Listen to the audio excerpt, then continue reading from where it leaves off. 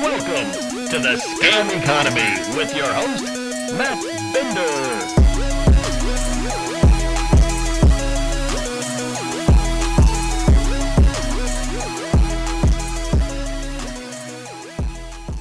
What is up, everybody? Welcome to the Scam Economy Post Show, where we talk crypto and literally everything else. You could call in, ask me anything, bring up any sort of conversation.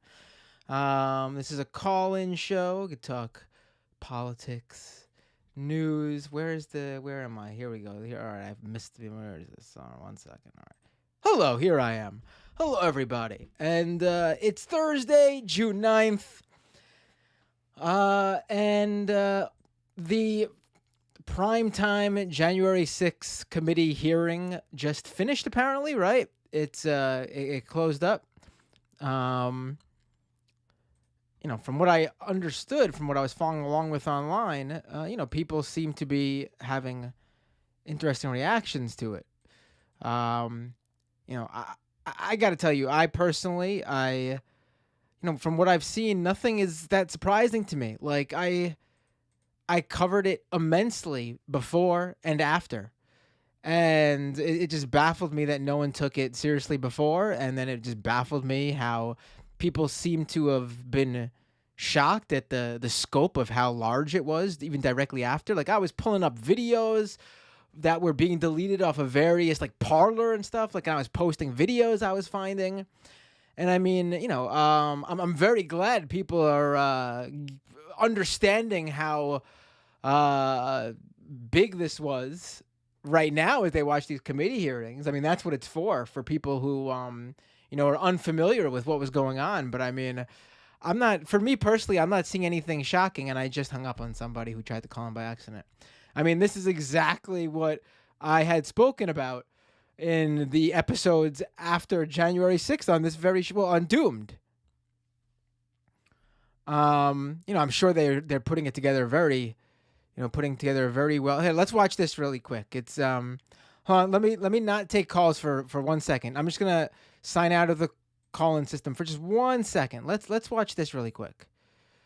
This is interesting. Let's see this. This is a 9-minute clip. Let's watch this. They just posted it, the January 6th committee, with new footage. So this is footage I would not have seen. Let's take a look at this really quick. I still think whatever new footage there is just going to be another angle of something I already knew about.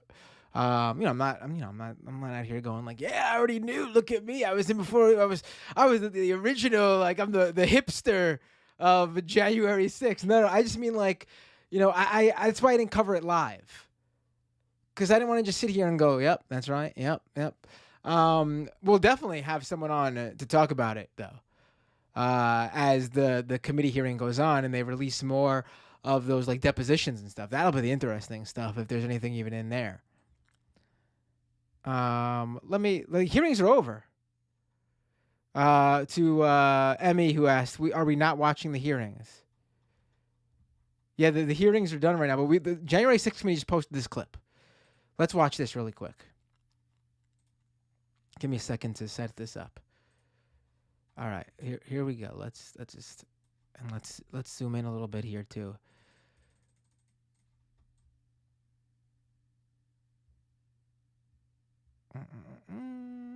And we'll zoom out a little bit. I don't want it to be too close. All right, there we go. Let's do this. Oh, wait, my camera is showing. I didn't even realize that. Okay, there we go. That should be good. No, it's not. Give me, what's wrong with what happened to my camera? My camera's all messed up. All right, that should be, then I think that's better. All right, let's watch. I need to turn my system audio up 1 second. All right, here we go.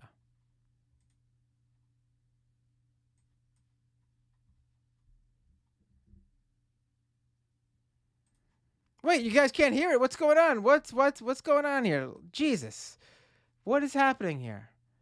What is going on with my settings? Do I need to turn this on? 1 second. Let me see if this fixes it. Let's try this. I am not allowed to say what's going to happen today because everyone's just going to have to watch for themselves. But it's going to happen. Something's going to happen. Whose streets? Our streets! Whose streets? Our streets!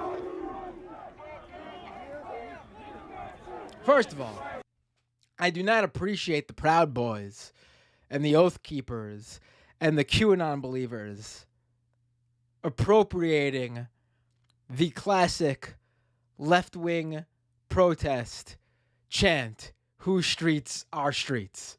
That's ours. Get your own lame-ass chant, slogan, whatever. When you're out there chanting, like, MAGA, give me a break. Whose streets are streets. Get the hell out of here. We are on your side. Don't make us go against you. Understand the side. Pick a side.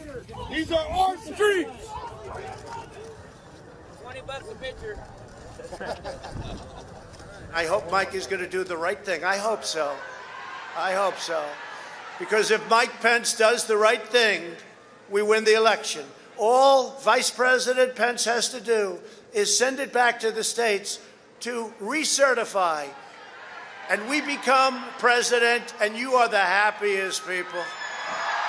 Mike Pence is going to have to come through for us, and if he doesn't, that will be a sad day for our country. Because you'll never take back our country with weakness. You have to show strength, and you have to be strong.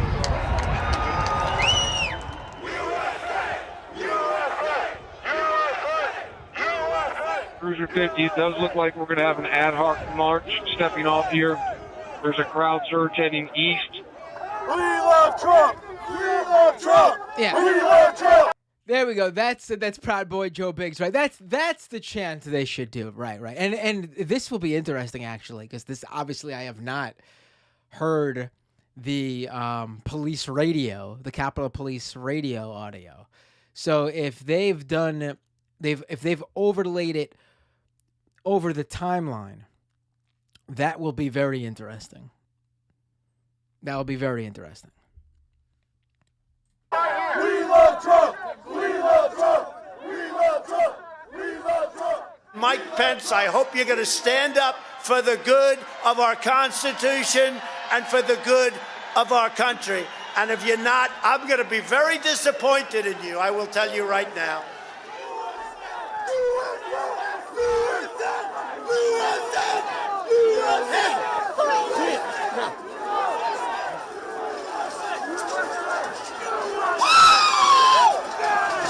Get back, ladies! Get back, ladies!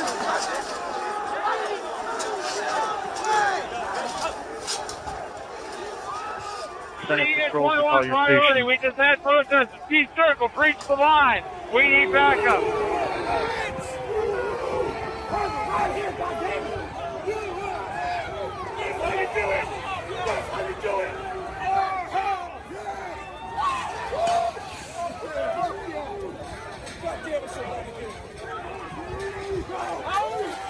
Madam Speaker, the Vice President and the United States Senate.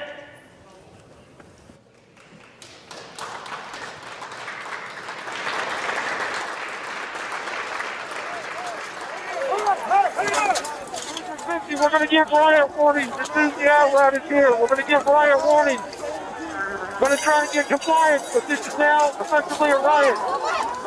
49 hours declaring it a riot. Cruiser 5 to 50, be advised, Capitol Police 1 advised they're trying to breach and get to the Capitol. 50, I copy.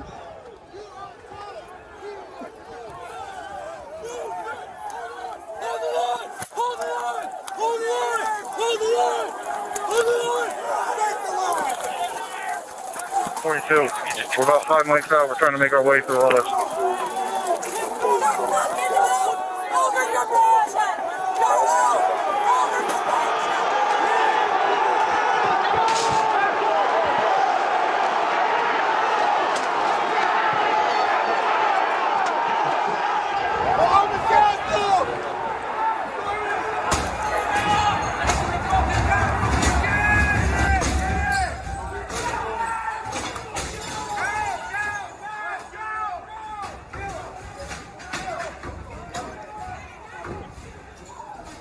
We have a breach of the Capitol. breach of the Capitol to the upper level. Jack, be advised, they're requesting additional resources on the east side as they've broken into that window and they're trying to kick it in.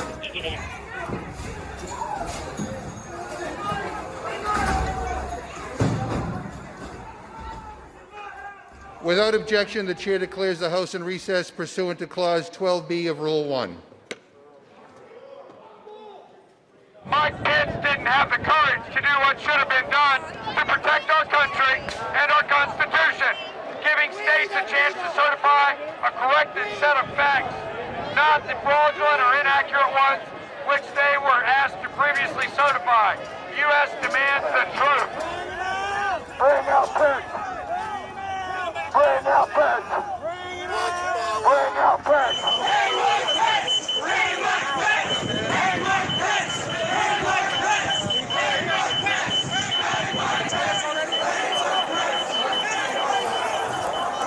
Pepper sprayed another American that was fighting for you and has a bullet wound. Bring him back here. Punch forward!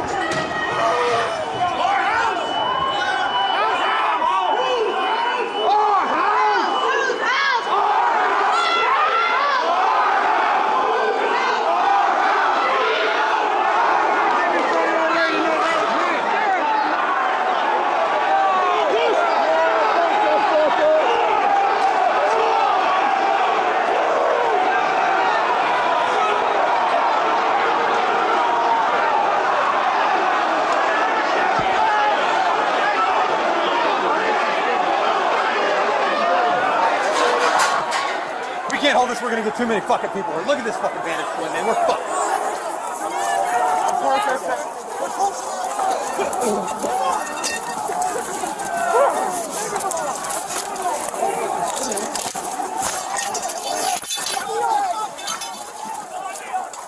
We need an area for the House members. They're all walking over now through the tunnels.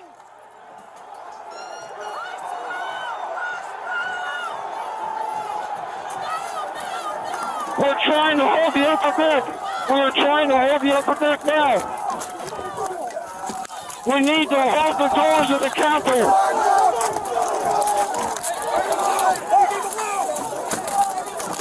I need court support.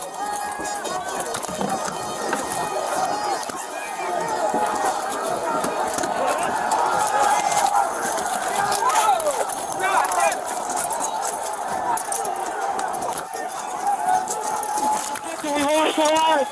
We lost the line. All MPD, pull back. All MPD, pull back up to the upper deck. All MPD, pull back to the upper deck. ASAP.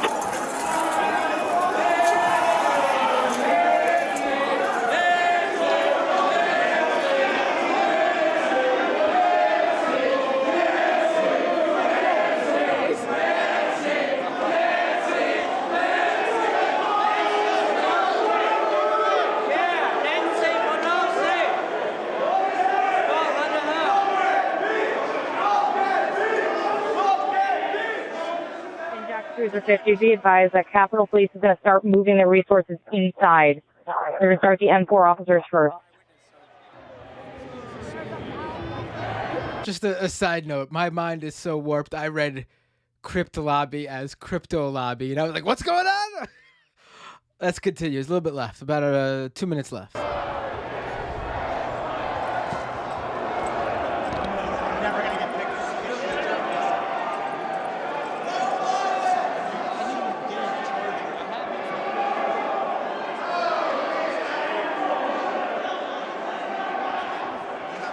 Okay, H208 with 4 members. The door's barricaded. There's people flooded the hallways outside. We have no way out. In fact, officers still remaining on the house floor, on the third floor, to use the subways themselves. It's time to evacuate so we can secure the members on the other side. Copy. It's up to us people now, the American people. What are you ready to do? One more time. What are you ready to do? And whatever it takes, I'll lay my life down if it takes. Absolutely. That's why we showed up today.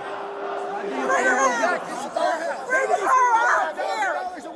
Hey! We're coming in if you don't bring her out! Back up! Fuck you, you son of a bitch! Hey, You turn this back ass. up! You back up! I have my cell phone back. Don't even try.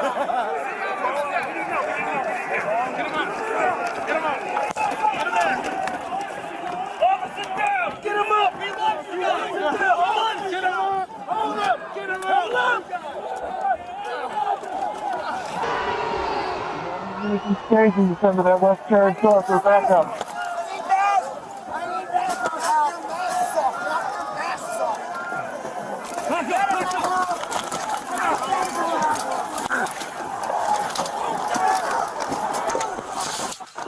They were peaceful people. These were great people. The crowd was unbelievable. And I mentioned the word love. The love in the air. I've never seen anything like it. That was that little Trump quote overlaying over that footage.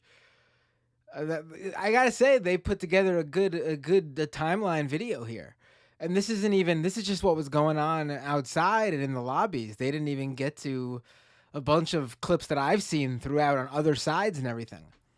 Yeah, I mean, listen, I've already shared for quite a while ago what my feelings on this are. I mean, some of this was new video footage, but mostly just different angles of things I've seen. There were some interesting things that I hadn't seen, but nothing like new, like just another instance of violence that matched the other instances of violence that I saw. So, I mean, but again, most people are unaware of what went on that day and how, some of them still think that it was just a bunch of people walking around.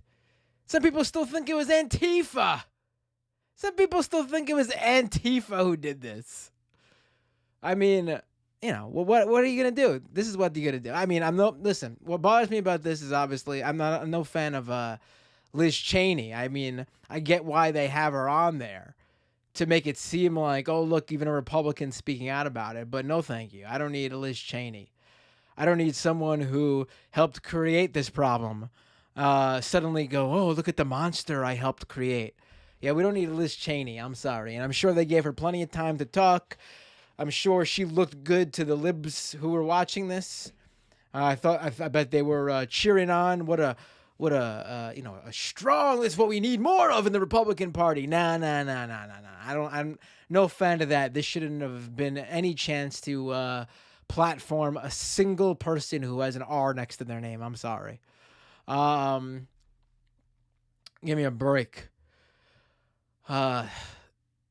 Anyway, my feelings on this are, listen, I don't really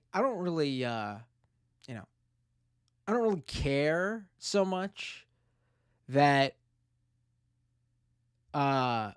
Mike Pence, poor Mike Pence. No, I don't care about Mike Pence. That stuff like isn't what I think was a big deal. That they would, to me, is the main thing to come out of this is you had that many people egged on by the president of the United States at the time, believing a set of lies about the election that set them off to go and try to overturn the results of a democratic election. And the reasoning for them to do that was because their guy wasn't going to be in office to make their enemies suffer and pay. They weren't doing that for, because Donald Trump was promising them some health care or something like that, and they were fighting for their lives. No, this was a bunch of small business owners and people who flew out there on private planes and Proud Boy fascists and QAnon conspiracy theorist believers who live in a world of their own and oath keepers looking to overthrow the government, I should say. You had a bunch of people like that trying to overturn the results of the election because they wanted the people who won, who they perceived their enemies to suffer. They wanted immigrants to suffer. They wanted Muslims to suffer. That's what they mean. That's what makes them happy when they own the libs. That's what they wanted, and that's why they did this. They tried to overthrow the results of the election because of that. And to me, I sort of think that's a big deal. Do I think it's the biggest story in the world like some people? At this point, no. Do I think it's something to just, bygones be, but no. That's not the case either. I think this hearing, this committee has to happen, obviously. But if nothing comes of it, then this is completely pointless. That's sort of where my sort of skepticism comes in, my sort of like little bit more blasé feelings about this come in. If the Democrats do nothing, get nothing out of this, if it's just a show, if there's no one who pays or suffers any consequences, then this is pointless. No matter how much it opens whoever was unaware's eyes. I'm sorry. Because if no one pays any consequences, I don't mean some guy who believes that Hillary Clinton was ordering children from a sex trafficking ring under a pizza place in D.C. Those people, should they have consequences? Sure. They're not the ones I'm talking about, though. Those aren't the people who need to suffer the consequences that I'm talking about. If you don't have some major right-wing personalities, major right-wing figures who are integral in creating this, who put this thing together, if you don't have them suffering consequences, if you don't have the TV pundits who are literally text messaging Donald Trump and his cabinet while this was all going down, if you don't have them paying some sort of consequence, if you don't have the Republican lawmakers who were seeking pardons from the administration for their role in all this because they knew what they had done, paying some sort of consequence. If you don't have Donald Trump paying some sort of consequence for this, then this is all a show. If anything, this is a play-by-play rule book for the next group of fascists to come around and try to overturn the next election that they don't like the results of, who'll go, oh, let's watch this timeline video. Let's go to the videotapes. Let's go to all the fuck-ups that Trump and his administration did, and his pundits and his most virulent supporters. Let's view what they did and how they screwed up. And we're going to make the next coup attempt even better and actually get the results we want. So that's sort of, I guess, where my feelings on this come from. When I saw a great thread earlier from someone, from an anti-fascist in Portland, who was like, we were face to face with these Proud Boys and Patriot Prayer guys and all these other right-wing, far-right extremist groups. We were face to face with them for literally years in advance. Almost every weekend they were coming out and causing havoc and attacking people in Portland, for example, or in Seattle, for example. And we were face to face with them. And the liberals the liberals who are all about civility and finding bipartisan compromise with the Republicans, those liberals were all like, oh, those guys are being just as violent as the far right. No. As I just saw that West Coast anti-fascist on Twitter say, I lost the tweet. If I find it before I'm done, I'll definitely name drop them. They were trying to warn. That was like a practice. There were practice sessions.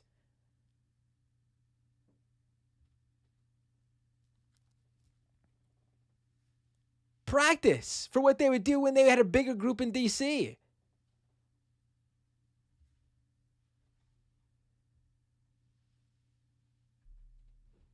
I mean, I'll open up the phone calls now.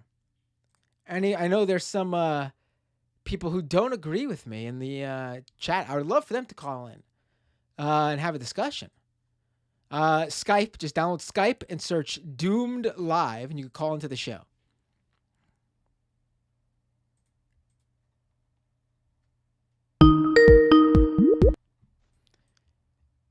Hey, what's your name? Where are you calling from? Hey, Matt, it's Tony from Texas. Hey, Tony. Ooh, excuse me. Can I put you up on the feed? Please do. Cool. Let's do it. Hey, Tony, what's up? What would you like to talk about? Well, I wanted to talk about anything but rich assholes, but I don't think that that's really possible while discussing anything relevant to politics or crypto these days. Now, is it? Right, yeah. I had the hearing pulled up split screen with your show, so I was kind of watching both simultaneously. And yeah, was anything catch your eye in the long? Yeah, I mean, I pretty much sort of. I think you pretty well sized it up. I mean, it's. I will say that video I played. If I thought that was well done and it's a good timeline. I don't know if I've seen any video presentation that put everything in a like a timelined package like that. I thought that was well done. I mean, but in terms of like new information, you didn't catch anything? No, like, I mean, honestly, yeah, there was really nothing that was like that wasn't already pretty obvious from everything else. Which I guess we should also add the addendum that to us who are in this very online and especially, with, I'm assuming my audience of at least my hardcore viewers, specifically on the, on right-wing extremism and, anti-fascist beat, for us, this was nothing new. But, for a lot of people, I'm sure it is. So, on that sense, I totally understand the importance of these things. And I think it's worthwhile to have, like, on official record, like, all of these things laid out very clearly and succinctly, and they were not shy about drawing a direct line between the things that Donald Trump was saying and encouraging and what happened there. So I don't feel like they're just trying to shunt this, scapegoat some of the like middle management of this right-wing coup. I feel like they're doing a good job of drawing a direct line to Donald Trump. My concern and my skepticism is that, like, kind of like you were alluding to, that they use that as an excuse to like absolve the rest of the Republican Party and these other bad actors that, let it get to where it got to. Right. Yeah, I mean, I don't know what to, I don't know what they're gonna do here. Like, the point of this committee shouldn't just be letting people know that Donald Trump was bad. I mean, that's kind of just pointless, right? I mean, the point of this committee should be to make people pay the consequences of what they did. And if they're not going to actually do that, and again, I'm not talking about those dunces who were, obviously I think in terms of like the more organized groups that literally had direct communication with the White House, who were coordinating things, they're some of the people I'm talking about. But those are like the lowest level Ali of the people Alexander, I'm talking about. cough. Yeah. Well, he would be a pretty big get to me, but I'm more so referring to, I guess, the Oath Keepers and the Proud Boys. Right. But in terms of like the Republican lawmakers who were in on this and the Donald Trump cabinet members and those working within his administration and Donald Trump himself and the Donald Trump kiddies who were a part of this. I think if you're not going to go after some collection of them, legitimately, not just like, oh, this is we're gonna shame them and put them on the public display. No, criminally prosecute them. Them. If you're not gonna do this, then I don't know what the point is. I mean, and I don't trust the Democrats to actually deliver here. I hope they do. If they deliver, I will be happy to eat crow and say, they pulled it off. Good for them. For the first time ever, they proved me wrong. I would be more than happy to do that. I will happily gobble down that crow with you. But yeah, I share your skepticism that this is going to be anything more than a white flag to fascism. Yeah, it's ridiculous. It's ridiculous if they don't do something. I mean, excuse me. No matter how, excuse me. Okay, got myself there. Okay, no matter how well they put this together, it's like literally like it would be like applauding a lawyer for making a good case and then losing. I mean, come on, who cares? Who cares? Yeah. If you're not going to actually, it's even a step beyond that. It's like applauding a lawyer for making a good case, and then deciding not to charge the defendant with like anything. Right. And the silver lining I would see in that situation is that for those kind of more centrist leaning but left sympathetic type people that have more progressive values or whatever that means, but still kind of buy into like people like Nancy Pelosi and Chuck Schumer and Joe Biden being people who were really going to push to do anything like worthwhile for most people in this country. This might actually like kind of shake them out of the, be very clear, like, look, they could have, should be doing something about this. And if they're not doing something about this, of all things, like, what can you expect them to do? Like, at all. Right. And that may create some windfalls for more leftist candidates in a lot of seats. Right. Yeah. You're from your mouth to God's ears. Right. Thanks for the call, Tony. Have a great night. Go ahead. One last thing I want to request for Kowalski to call in and throw down some greenhousing recommendations, please. I could really use some of that energy thrown out in the calls tonight. So if you got the time, Kowalski. There we go, Kowalski. If you're listening. All right. Have a good night, Tony. Peace. Take care. All right. There were a bunch of people who tried to call in before. Call back in. I'll take your call. Oh, let's see here. Oh, who did I just take? Hey, what's your name? Where are you calling from? Renee from Chile. Hey, Renee from Chile. How you doing, my friend? Yeah.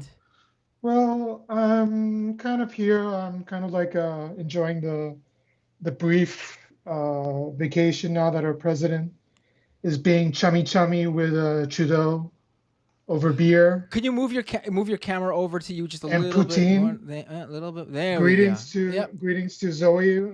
Speaking of Poutine. So what's going on in Chile? Basically, there's a constitution that's due to be ratified. Oh right. There's like a lot of.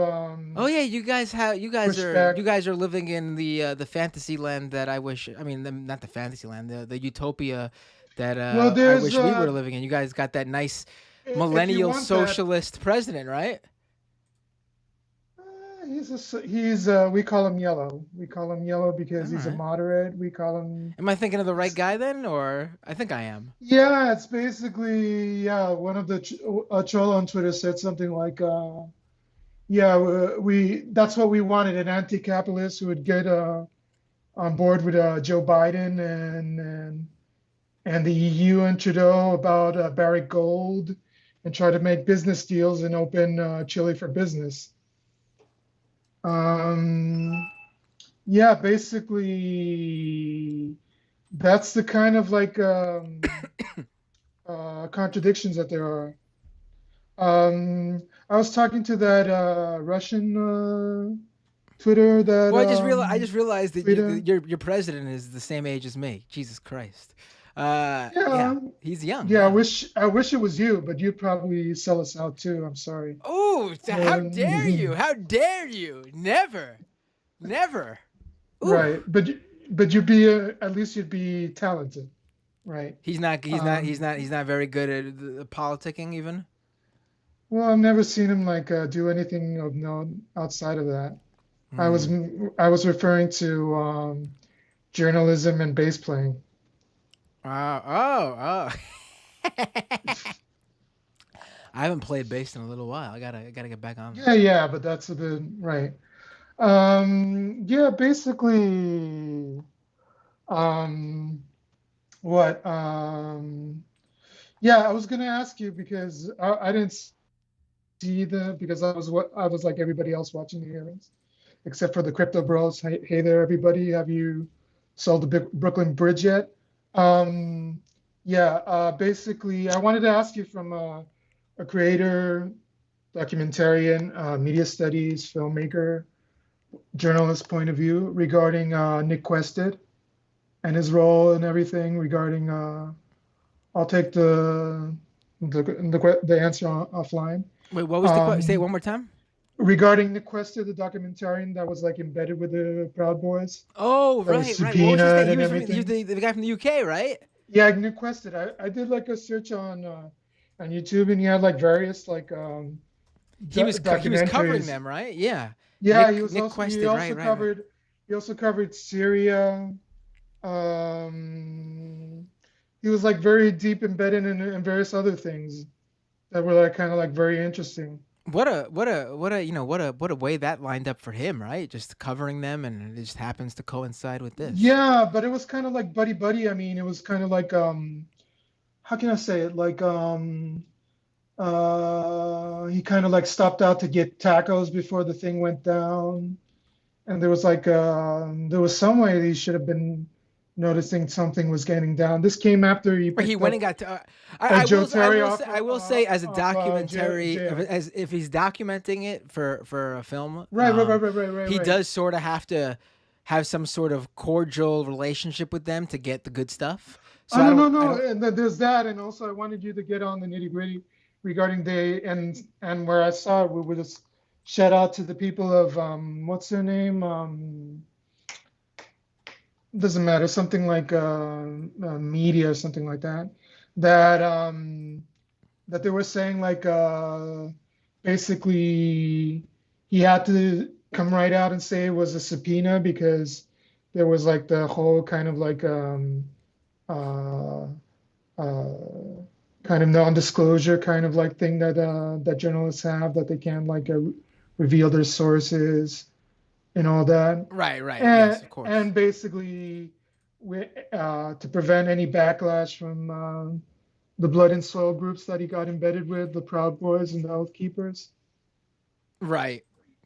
So I'd like for you to talk from your experience and your studies and everything like that, and from what you've of course investigated. With him is what you're asking? Talk with him about it? Yeah. Oh yeah, for sure. Nick Quested. I'm gonna reach out to him. I mean, he's probably a little bit busy now, but I'm assuming in a couple of weeks, hopefully I can get him on the show. Yeah. Right.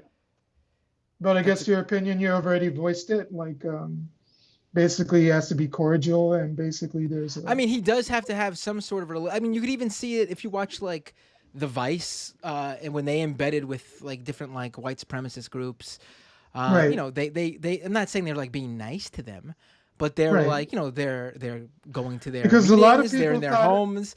A lot of if you want to actually actually, like a UKIP spy or something. If you actually want to get, I mean, you know, you could have. No, but he was someone who's legit. Listen, if you're embedded with them and you're making a film that ends up making them look really good and positive, then obviously that was what you set out to do. That's why they're being nice to them. But if the end product is something that's important and gets something good on record there, which you did, ha ha ha. Yeah. Then I mean, you got to do what you got to do, right? I mean, you can't go in there and they're not going to give you anything if you go in there. They're going to kick him out the day he shows up to do the start filming. You know what I mean? Right. When he starts like scolding them. Right. That's yeah. very You can't do that. What you're doing. He's there to.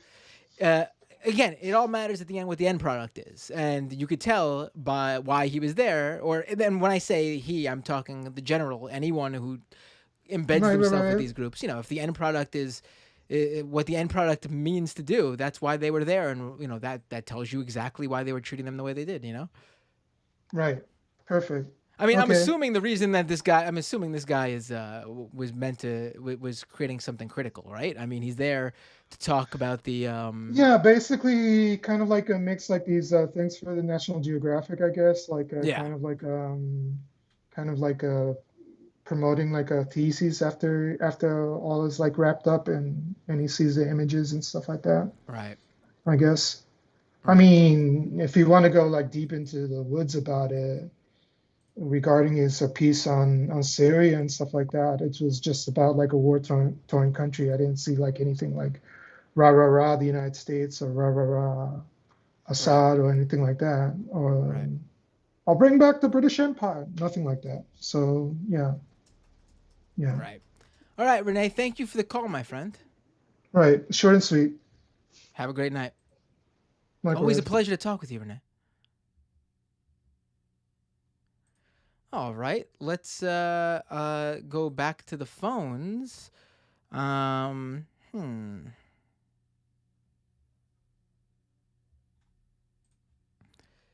Do, do, do, do, do.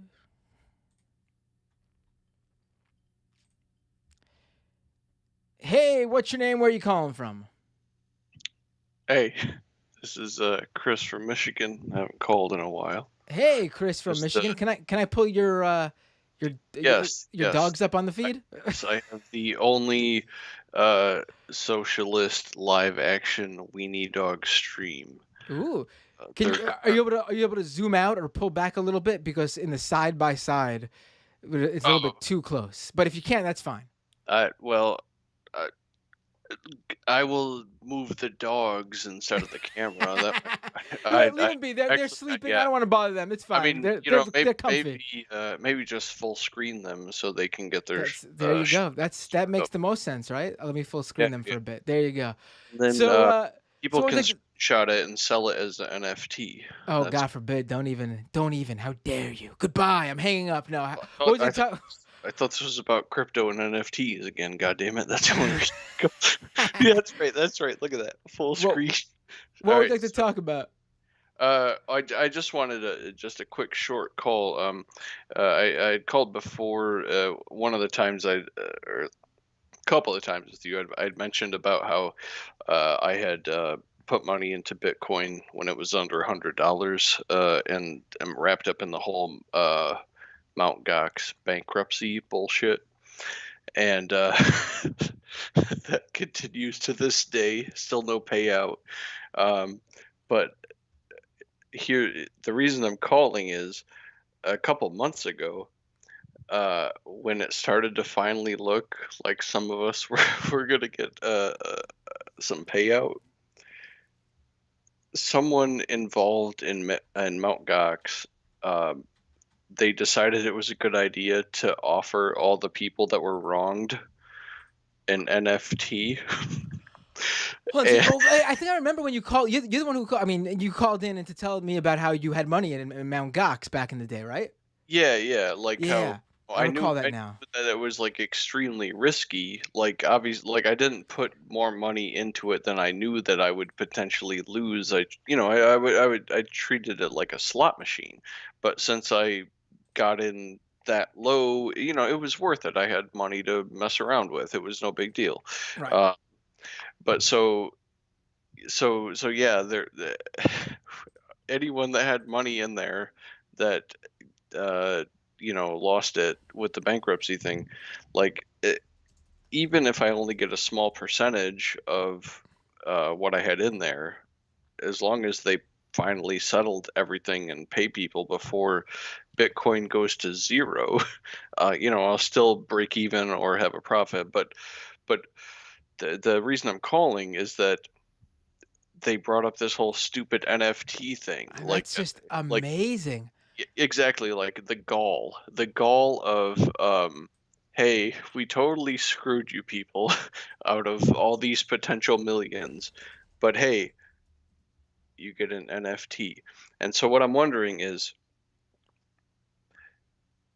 just like how people who own really expensive paintings would donate them to a museum for display, I think I should claim my Mt. Gox NFT and then like temporarily donate it to you so that you can post it somewhere.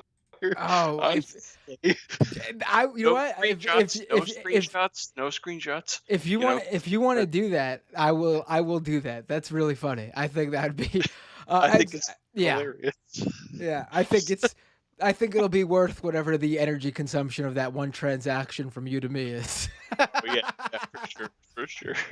I mean, I was just gonna send you a screenshot, but you wouldn't know the difference. Oh, right. Oh, that's right. Yeah, you don't have to. Yeah, send me the screenshot, and I'll even. Hell, I could take that screenshot and mint an NFT of my own with it. Hey, you could make it your background instead of the majority port background that you'd use on Thursdays. You can have be your background instead of the the whole majority report thing. What does the Mt. Gox NFT look like? Have they shown you? I have no idea. I didn't. Oh my God, they don't even know, do they? Well, I just didn't care because it's stupid, But like it's like on Reddit there are threads and communities about all the Mount Gox people because there are so many people that have lost money through there. So someone on there might have posted it. There are so many people involved that I'm sure someone has posted it somewhere. But again, it's so stupid. I didn't waste my time to. Right. What a slap in the face. Yeah. Like, hey, we screwed you over. Yeah. Back so then. Here's another scam to get yourself into. Yeah, exactly. So yeah, as soon as I saw that post, that was my first thought. I should figure this out and temporarily donate it to Bender to post somewhere. It'd be like if Bernie Madoff, like as restitution, he sent all the people he scammed like a Herbalife membership or something like that. Yeah. Here's some packets of freeze-dried soup. Go sell them. Or wasn't Mitt Romney and his dad all tied up in the Amway shit? I don't know. I know they well, I think so. Well, his dad was one of those Michigan car guys. Yeah. But Mitt Romney with Bain Capital was a vulture capitalist. Just buying up companies, pulling them apart, and spitting them out. Maybe he'll buy my NFT from Mt. Gox and pull it apart pixel by pixel and like appropriate. No workers to exploit there, so probably not. Yeah, true story. But anyhow, that's really all I had to say tonight.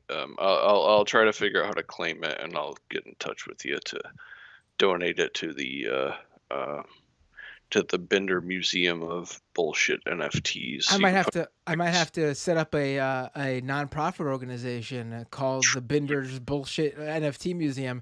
Just for you, so you can get a tax write-off. Exactly. Well, both of us might be able to. Who knows? But yeah, I don't have anything else.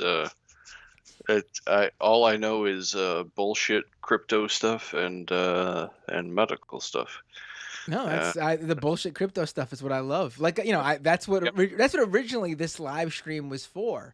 But then, the crypto stuff in the mainstream sort of died down a little bit. So everyone just used this live stream to call up for things that I couldn't get to on Tuesday's live stream. And that's what this became. But yeah, I appreciate it because I hope more people call and talk about crypto too. Thanks a lot for the call. Have a great night. Yeah, I'll keep you updated if and when I ever get any of the money they owe me. Yeah, let me know. Take care. I'm not expecting. Take it easy, man. Bye. Let's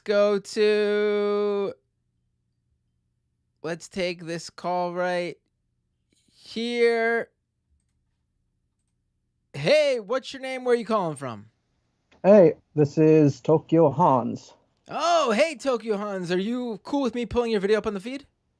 Yeah, bring it up. Cool, let's do it. How are you? What would you like to talk about? First, I want to get in touch with Cameron, actually. I sent my son over to his crypto mine, but I haven't heard anything about it. He had just gotten kidnapped and sent to an island, apparently. Yes, I'm trying to see if there's any information on that.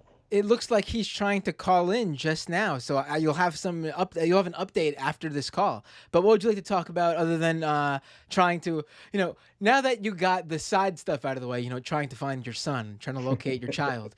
What's the main course here? What would you really like to talk about? Yeah, I just want to talk about, I guess, crypto in Japan. To be honest, it's like not really a big thing here, which is really weird. I always see like crypto stuff going on in the States and Europe and everything, but nothing really gets, talked about it over here. They don't have any they don't have any like connection due to Satoshi. They don't feel like let me tell you, I don't even think Satoshi is even it's I think it's pretty clear to me. It's like it's obviously a pseudonym, but on top of that, it's a pseudonym for some like white guy who founded this. Like Satoshi's not actually an Asian man.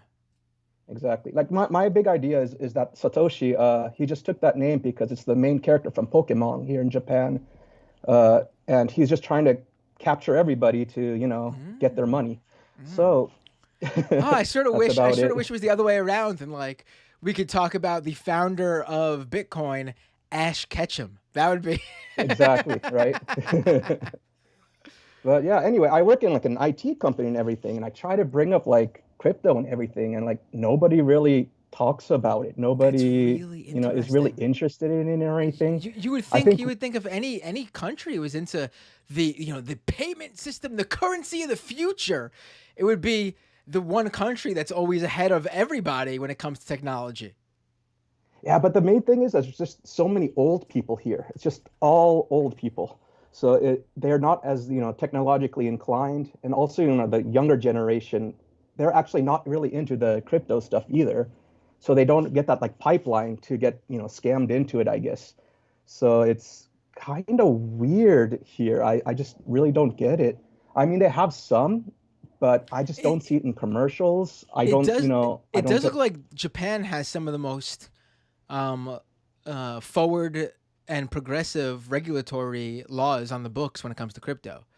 Yes, just last month, I believe they passed it so that it has to be tied to a currency, like whether through the yen or through like the dollar or whatever, and you have to have it a 1-to-1 ratio on the payment. You have to be able to cash in, the crypto for a hard amount of money. But at the same time, I'm just going through it and everything in like Japanese and everything, so I'm not completely clear on how it works. You have to get your crypto through a legacy bank. You can't just get it through a trader. So to me, it seems like that's like not really the point of crypto. It means, crypto, you have to be separated from the banks, but they connected it to the banks here just to keep it safe for investors of it or whatever. Right. Yeah, it'll be interesting to see. I'm looking around. It does seem like maybe just like business wise, crypto isn't. But it does seem like Japan, obviously because of their regulation, they do have a somewhat of a Bitcoin community or a crypto community. But yeah, it doesn't. I should. Really tiny. Yeah, I need to reach out to somebody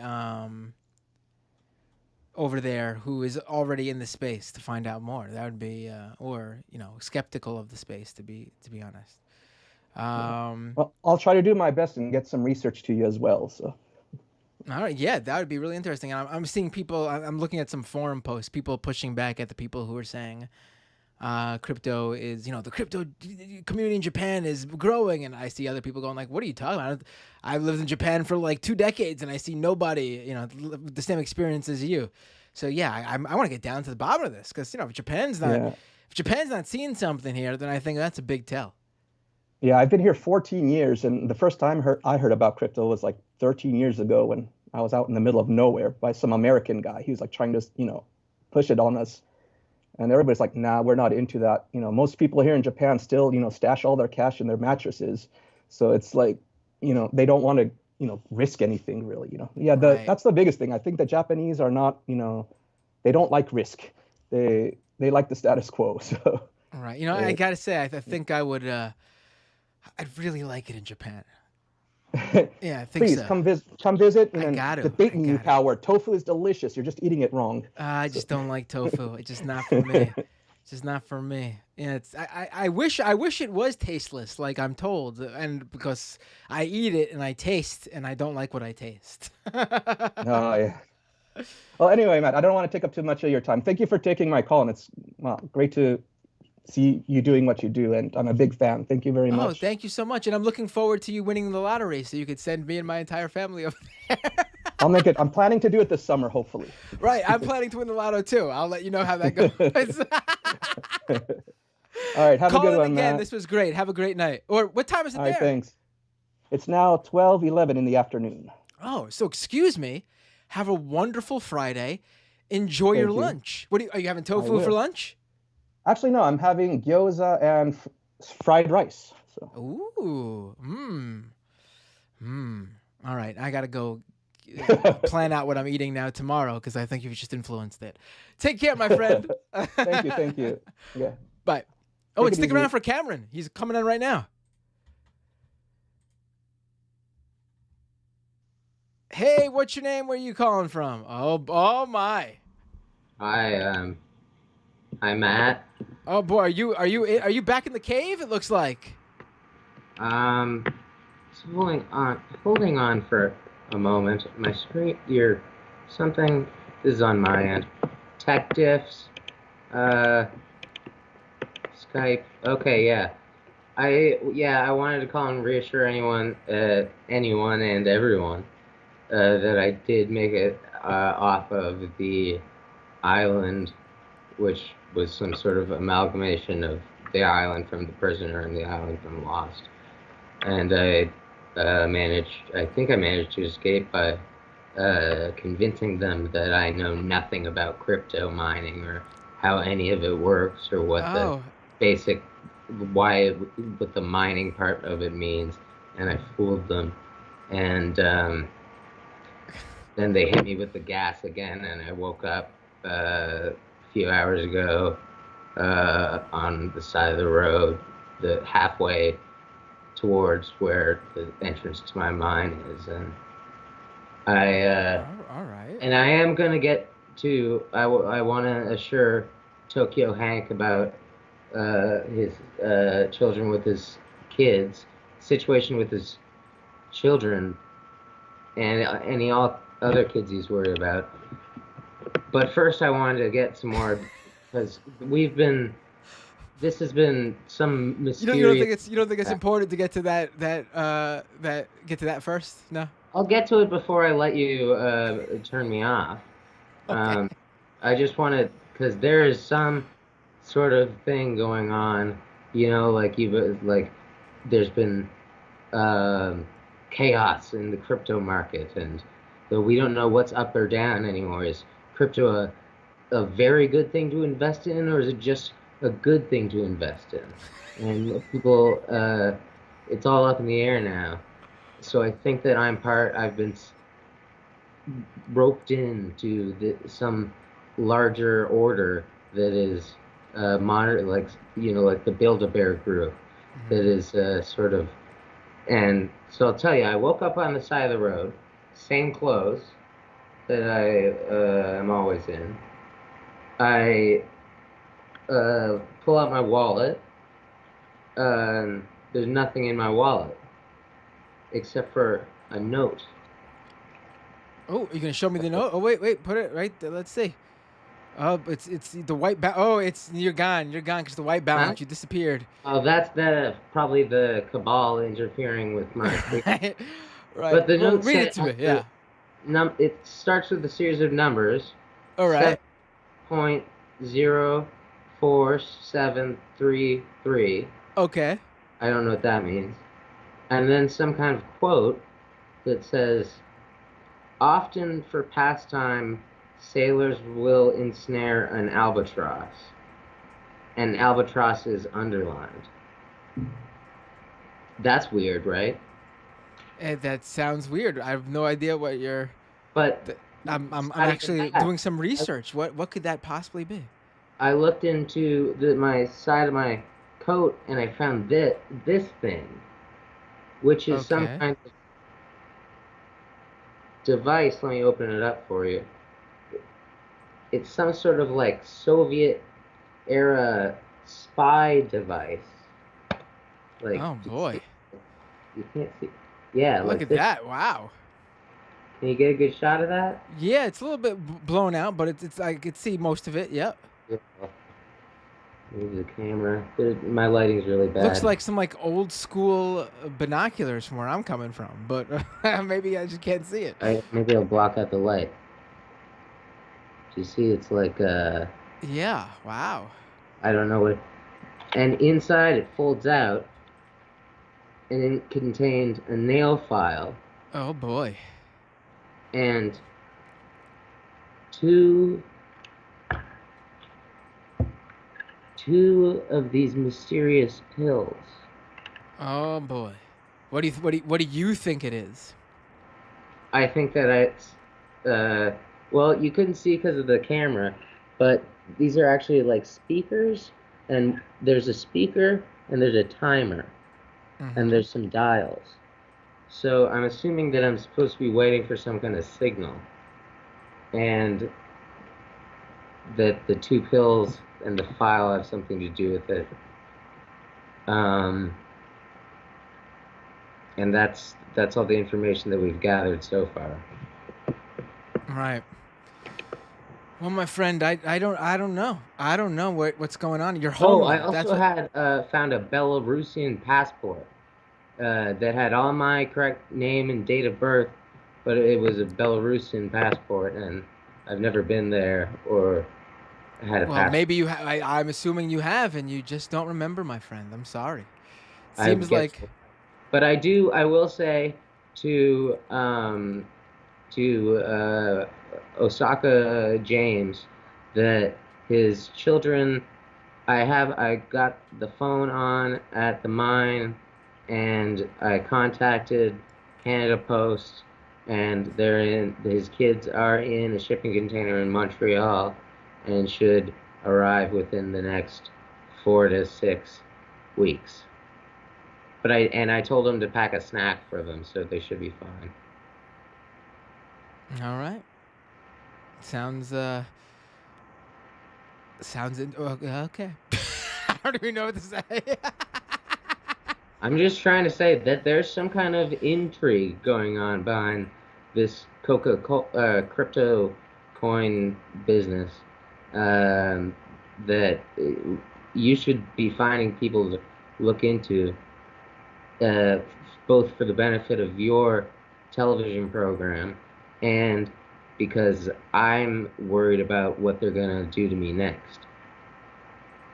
Right. And if I don't call into the show, you don't get the ratings. Right. That's true. You are a big ratings getter. People do enjoy when you call in, Cameron. It's true. In fact, bring the real news. I'm like, in fact, I gotta tell you a true story. True story here. My mom has told me that her favorite part of my live streams is when you call in. I'm not even joking. I love it when people's. I'm a real big fan, or I'm real favorite. You don't even know what to do with that, do you? You don't even know what to do with that.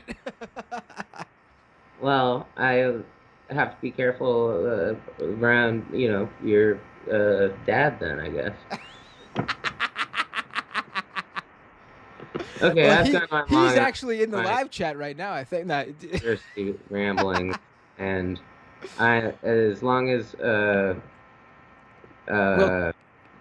Cameron, thank you so much for calling. Well, before you go, what about that? What about Tokyo Han's son? I told you he's currently at the Canada Post. Oh right, you just said that before. In Quebec, and should arrive. I'm not thinking. Within 4 to 6 weeks.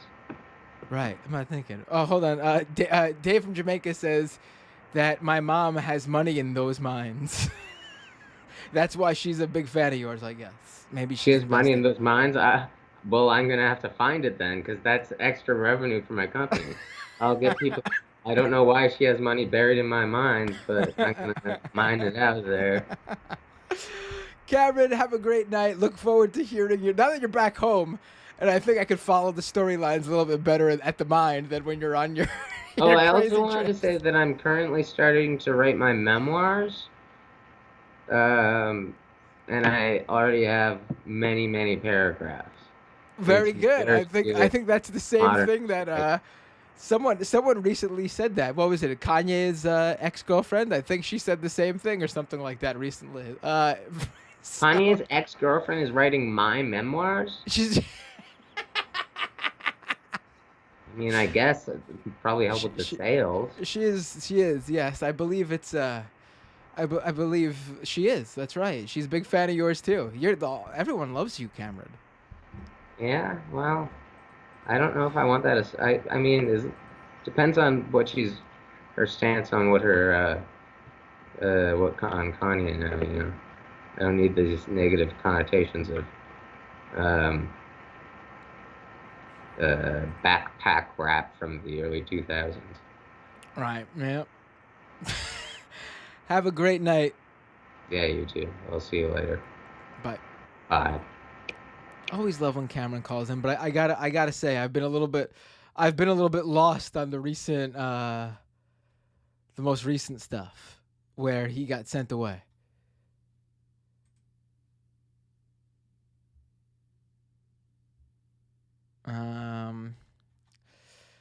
Let's go back to the phones. Oh, I just hung up on somebody. Well, we're gonna have to call back in. Oh, here we go. Hey, what's your name? Where you calling from? Hey, what's up, Matt? Finally timed it right. How you guys are doing? Hey, so, Dave. how you doing? Hey, Dave from Jamaica. What's up? What was it to talk about? I'm doing good. How about you? Yeah, I'm always impressed with your guests and the wide variety. Our friend Tokyo Hans there was very informative, and of course Cameron, as always, trying to bring back child labor. But it's good to see he's off the island though. So, can you hear me? Yeah, clearly? I can hear you. Yeah. Oh yeah. So I think I'm going to put on Nerd from Jamaica hat because the other day you had some interesting callers like the vegan caller and the nuclear power enthusiasts. Yeah. Right. Yeah. So I'm going to put out some extra bits. I generally myself am very against nuclear for very simple reasons. Where you put the waste half-life is extremely long, and the more nuclear facilities you have, the more chances of accidents. And it's not really quick. There's no such thing as quick nuclear. If you're going to build a nuclear plant, that's like a 30-year project. Yeah, I think I also made the point to him that like it seems like nuclear power would be one of the hardest things to get off of because you literally create conditions that make it extremely difficult to like decide to no longer have a nuclear plant there. Do you know what I mean? Like, it's not something you could just go, all right, tearing down the the building, packing up the rigs. You know what I mean? Like, I mean, obviously, with natural gas, there's set up a lot of stuff too, but with nuclear power, there's a lot more that you need to be cautious of when you're deciding to power down. And it doesn't seem like that's always even that when you power down, there's still a facility there that needs to be taken care of. Yes. So I'm trying to make a change and be more positive. No, there's a thing called incomplete knowledge, and when it comes to renewables, there's quite a bit of options out there. And generally, I'm a systems guy. The reason why renewables are not powering the world as we see is because it is a lack of political will at the end of the day, right?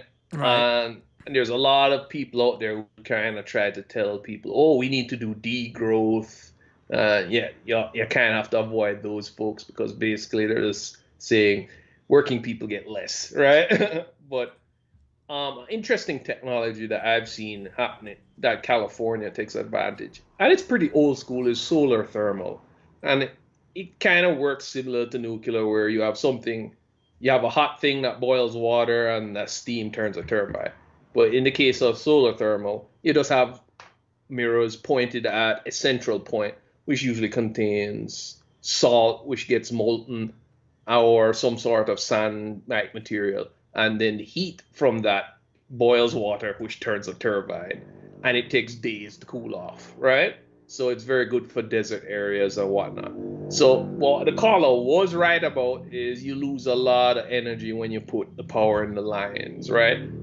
And not every place in the States is ideal for a solar thermal plant. But there's still ways around that, right? There's a lot of inefficiencies in the system, and I'm pretty sure if you speak to the right person, especially who knows engineering and all of that, they can cook up various renewable schemes that will work, which won't require the use of nuclear energy. The issue at hand is, at least what I remember with this particular solar thermal plant in California, is fossil fuel lobbies have set up laws in a way where if they provide too much power, they get fined. So you have to look at little games like that. So I don't claim to know all of it, but one thing I do know is when I hear the talking point, well, we can't transition all up because, it can't provide all of the energy we need. It's kind of half true, half not true. There's various impediments to it. Because I'm pretty sure, like, let's pretend like it was the development of the atom bomb and it was like a nationwide project. Is there any doubt that the US could develop a system where they could power their country on renewables if it was taken to that level of seriousness, right? The issue is, well, I think what's holding it back mostly is people are trying to figure out how to make a buck while doing it. And I think we could transition to renewables if the focus was not to make money, but to provide power. Because, at the end of the day, it's just setting up the infrastructure. And that's kind of my positive view on these things is it's not necessarily the technology is not there. It's more the will is not there. At least that's from the evidence I'm seeing. In other words, if you're trying to make money and go renewables, then you're going to run into problems. But if you're just doing it as a public good, then yeah. Yeah. I think that's really that's holding it back. Yeah. Yeah, I mean, it's really just about. It seems like, getting the power to where it needs to go, right? I mean, that's the issue holding them back right now with renewable.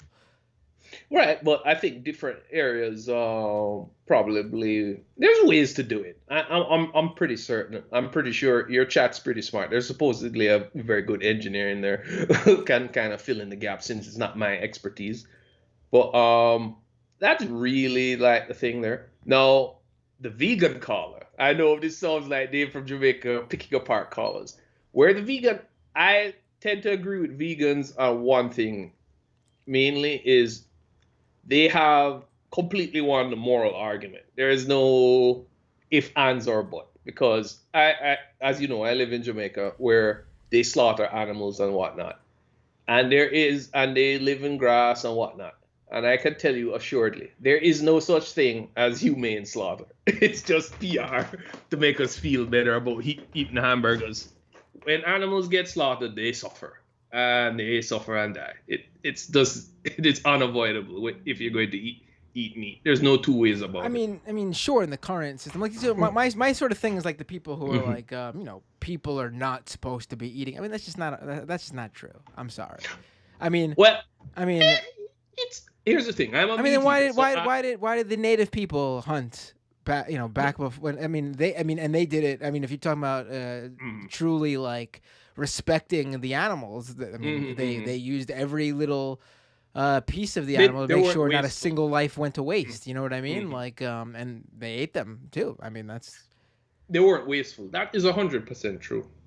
But like, if you're talking about it like on a biological thing, and I sometimes go vegan, sometimes I eat meat. It's more of where the vegans are wrong is they're over-focused on individual consumer choices. The world's not going to be changed by individual consumer choices. Yes. That's my beef with the philosophy. Oh, right. I think the best example, and I saw it recently, someone say like, it blows their mind that we were able to do it. Like it happened in the most perfect stretch of time, something that if it hadn't happened during that time period, I don't see how it could have happened today, honestly, with the way politics and everybody is. Well, I don't know about the rest of the country here, at least, but in New York, and I'm pretty sure a number of other major cities across the U.S., the way we basically completely banned smoking. Mm-hmm. You cannot smoke anywhere in this city indoors. Mm-hmm. You got to go outside, and even then, it's become like you barely see people smoking. And I growing up and going to shows and everything, I noticed a huge change in the venues, the clubs, the punk basements, the church basements where we're doing punk shows, the random places. Huge difference in like just the air quality and overall health of just like going in somewhere when I was like 16 and coming out smelling like fucking smoke and tobacco and all sorts of the worst smells ever and feeling sick. And then literally these laws being passed and like coming out of a show when I'm like 18 and just not smelling like that and not feeling like I'm gross because I just been inhaling secondhand smoke for the past 3-4 hours. Huge difference in the quality of life. And we somehow we pulled it off. Like, I can't imagine if we didn't do it then. I cannot imagine in this day and age us being like, we're going to ban indoor smoking and people not fucking up in arms just to find something and going, oh my God, we can't do this.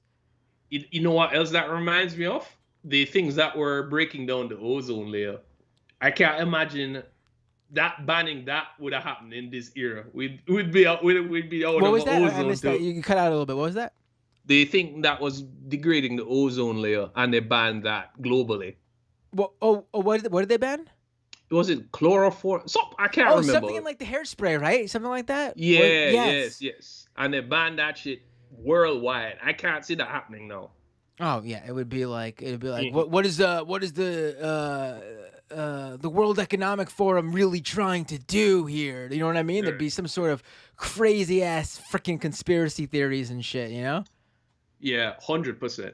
But what you were saying about smoking and why food consumption is different, right?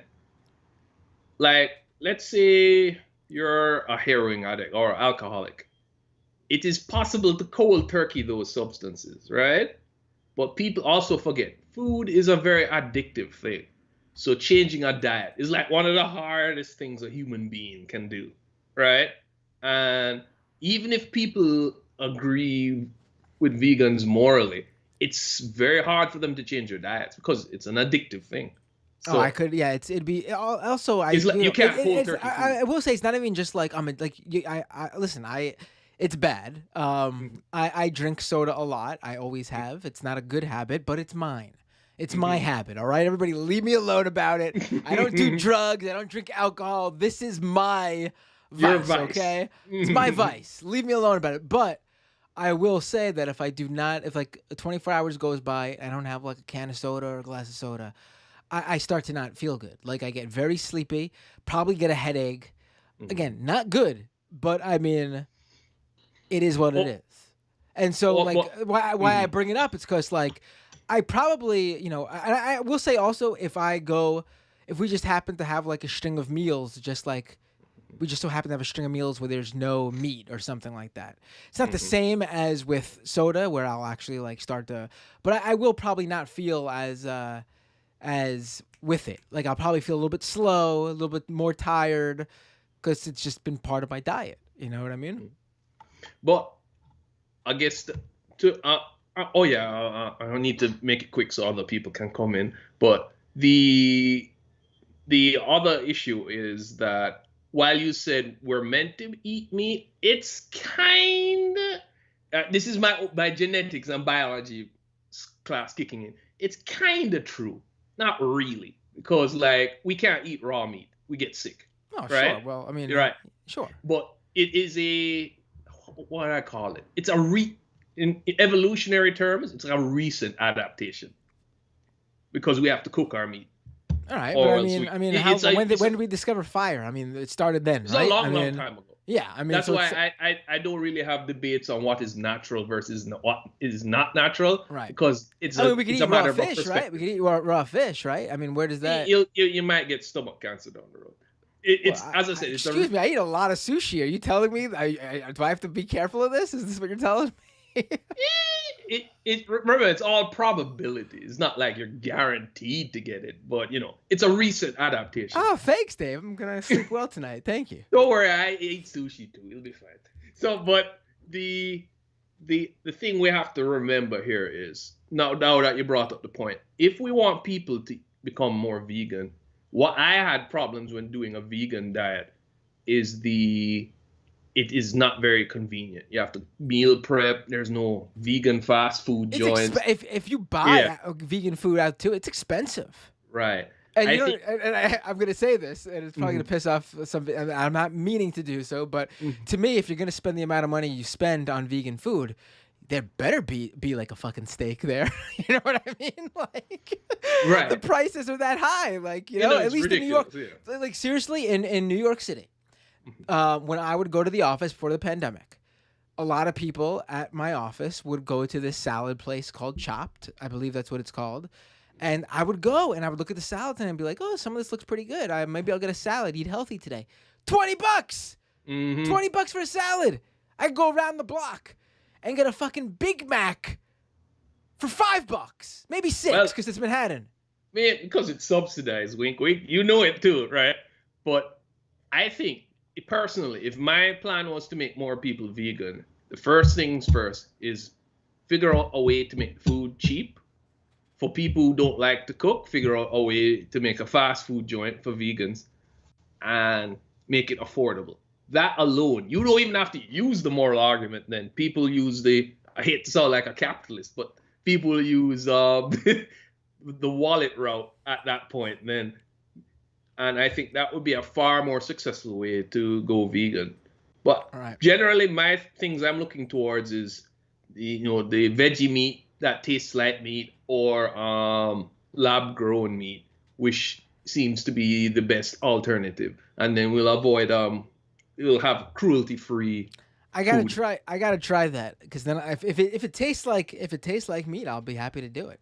I'm not, I've had I know that's not sold as meat substitute, and we talked about it earlier. My feelings on tofu.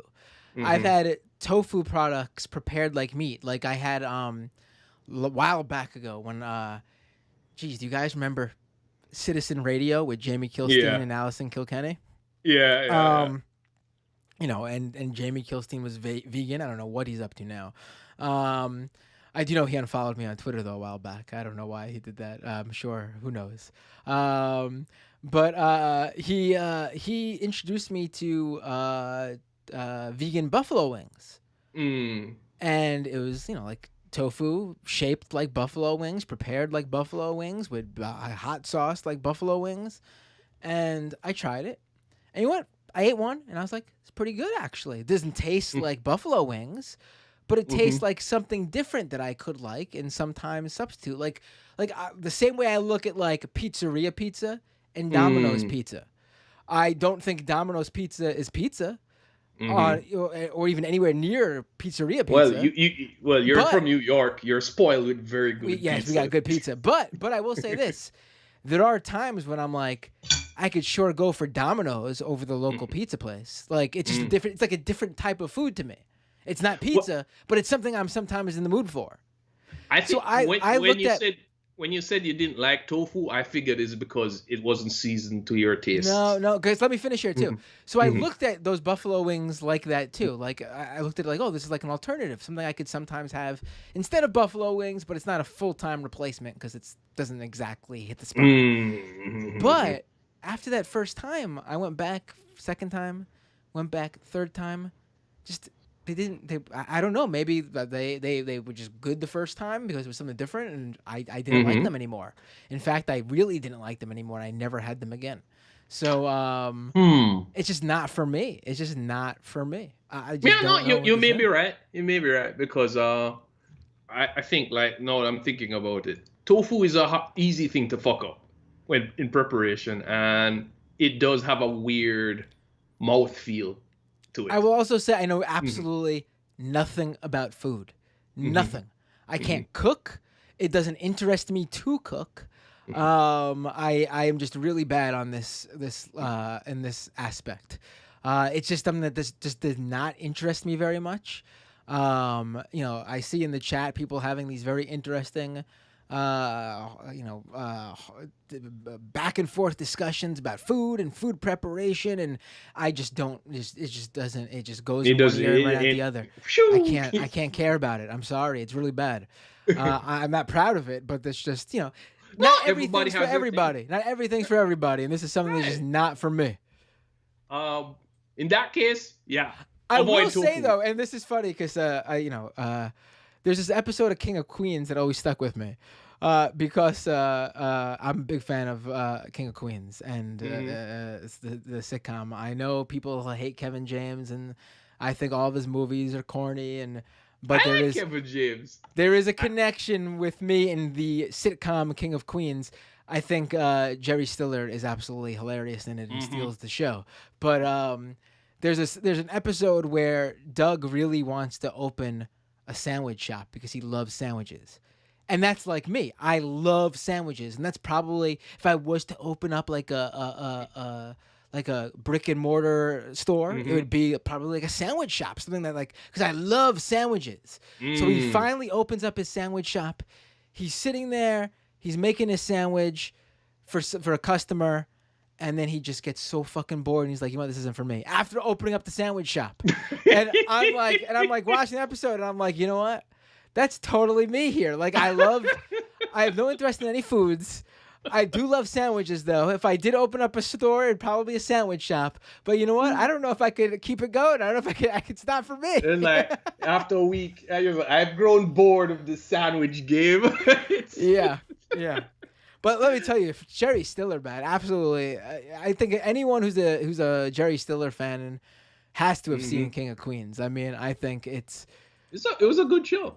Yeah, I mean, a lot of people think it was, I think Kevin James is not all that great outside of King of Queens. So if you weren't a King of Queens, if you caught him in other stuff first, you could probably not watch King of Queens for that reason. But you're missing out on Jerry Stiller's best work. Yes.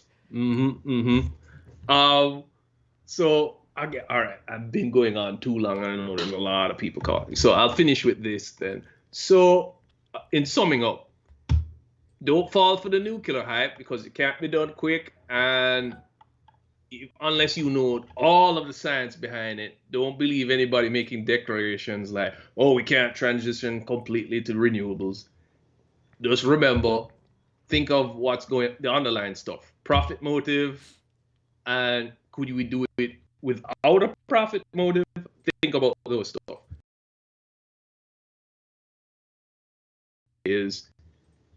Hello? Individual consumer choices is not how you change a system. I think that's the key takeaway everybody should learn. Dave, you hear me? I can hear you. Oh, yeah, you broke up a little bit for me. Sorry about that. I was saying individual consumer choices, not just veganism, but anything, is not how you change a system. Oh, absolutely. Right. Absolutely. I mean, look, I think the smoking example is a great example, honestly. I think it is. That was purely a system change, right? Yeah, and I can tell you there's a lot less people smoking cigarettes now. You could just see it. I mean, that's also why the tobacco companies want to get into NFTs. No, I mean they want in on weed legalization because they see that as their ability to take over the market and actually, be part of a similar industry that's not dying like theirs is. But the thing is, on their previous model, right? Like bars, they ran on their addicts, right? The smoking. In other words, the people who smoke a pack a day and whatnot. Well, it was also about getting people into it because once they smoke that first cigarette, the odds of them getting addicted and wanting more are, that was a big thing. Isn't the issue with weed though? even people who have an addiction to weed, they would not smoke at the rate of a pack smoker. Is that a thing? Is weed addiction a thing? I don't think it. Addendum here. No one's gonna believe me. I guarantee you, no one's gonna believe me. But it's the truth. I have no reason to lie about this. It makes me sound like a total square. You know, I don't do drugs. I don't drink. I don't smoke. I've never. Straight edge. I mean, definitely secondhand because of the people I hung out with and the places I go to. But I have never, joint to mouth smoked weed before. No, there's no shame in that. Oh, I'm honestly not ashamed. I'm just saying it makes me sound like a lame-o, I'm sure. Here's the thing. Here's the thing. You know, while if somebody gives it to me, I will smoke or I will drink. But outside of that, I don't really do it. So similar to you. So it's just not. One, I'm very weed tolerant, so it doesn't really do that much for me. And two, I get drunk easy, so I tend to avoid it. So that's kind of my excuse. But also, it's not something I'm particularly pulled to. But what I understand with weed smoking is due to how it affects you. You can't you're not going to see a guy smoke 50 joints a day, right? It's just he can't. The way weed works, it just doesn't work like that. You can't do it. Listen, I do have to say though, for people who know I'm straight and everything, you probably think I'm like anti-drugs, and I mean, people should do whatever the fuck they want. I don't really care, but I'm actually like pretty pro weed. I mean, I think if you're gonna do something, that's the one to do. That's the most healthy one to do. You're not gonna do anything bad on weed. You're not going to fuck up your health or your life on weed. You're not gonna fuck up anyone around you on weed. Were there people in my life who smoked too much and I found to be incredibly annoying? Yes, but if being annoying is the worst thing about it, then 100% I'll take it over people getting drunk, people doing hard drugs, shit like that any day, for sure. Without a doubt. The legal one, alcohol, has way more detrimental consequences. And if anybody's dated or been with an alcoholic, will tell you it's a rough thing to deal with, right? And also, weed actually has medicinal value too. It's actually, and I know people who use it for medicinal reasons, and it's a huge help in their life. Like legitimately, not like I really do think there's still like a stigma out there where people think that's not true, and like it's just like an excuse to. So I can tell you, as someone straight edge, anti-drugs, never smoked weed, I can tell you that it absolutely is true. And you know what? I would probably, because I also believe, I'm not someone who's like, I'm against all that. If like I had some sort of medical ailment where a doctor said like your quality of life would be better if you smoked weed, I would probably decide to smoke weed even though I'm straight edge, because the scientific and medical benefits would outweigh whatever my own personal moral reasons are to not do it. I'll agree with you. If all alcoholics were weed heads, we wouldn't have a problem. I mean, we would need to probably get Kowalski on the show more to talk about food shortages. But other than that, I agree with you. There probably wouldn't be. Oh yeah, no, yeah, it's true. The munchies would be terrible. Yeah, it's true. People sleeping in the middle of the day. Well, all right, Matt. I think I've sucked up way too much time, but I always enjoy talking with you. And tell Cameron if things get rough, I'll work in the crypto mines. Yeah, there you go. All right, later. Take care, Dave. Have a great night. Always love when Dave from Jamaica calls in. We had 4 missed calls. 4 missed calls. Feel free to call in, or if you haven't called in yet and you're a new caller, feel free to call. Here we go. Hey, what's your name? Where you calling from? Hey, it is Kowalski. Am I coming in all right? Hey, Kowalski, you are coming in all right. What's up, my friend? What would you like to talk about? Well, I heard, I believe it was Tony said I wanted me to talk a little bit about some greenhouses. Not entirely sure what about them, so I just thought I'd bring up a couple generally your pros. feelings on greenhouses, good, bad. So, some recent information I came across is that climate change is causing the uptick of nutrients out of the soil to decline. So, like, ordinarily you get like minerals and vitamins, in the food we eat. But as climate change continues to worsen, there will be more CO2 in the air, which will cause the plants to produce more glucose, aka sugars, and that's going to offset some of these nutrients. So as the food supply will shrink, it will also become less nutritious. Now, you can actually offset that with greenhouses because you can control the environment, which is one of the biggest, like factors that make greenhouses great. Also, many countries that have deserts, like Egypt, are starting to invest heavily in greenhouses to conserve water. If you can go from a hot and dry environment to a hot and wet environment by creating artificial humidity, you can actually cut your water use down by almost 90% in like most ideal cases. Interesting. So that, and when it comes to growing food, you need three things. You need to have a good climate. So greenhouses could help in the Midwest where we have a poor climate for 7 months out of the year, snow. It would also work well in the Southwest where they're suffering from the other major thing you need to grow things, water. But it doesn't help with the last problem, which is going to lead a little bit into what Dave from Jamaica was talking about, labor. You have to have people to work in order to make food. That's kind of how it works. And in places where you do not have a lot of workers, you end up having a lot of animal husbandry. Why? Because the animals do the work that people can't. So if you look at like a demographic map of the United States, pretty much all the areas that have some rainfall but not a lot of people, that's where all your ranches are going to be. That you just simply can't farm. There's not enough manpower or just labor in general. So the animals do most of the work. Farmers and ranchers go out, tend their fences, and that's about it. So kind of important to keep those things in mind. That, and it's really, really difficult to build infrastructure out on rocky terrain, which is like most of America's rangeland. So just thought I'd bring some of that up. Oh, I got a super chat directed at you, my friend. So I got to take it right now. 1 second. Michael Dzangles with a super chat. It says, Kowalski, talk about drainage tile. What is that?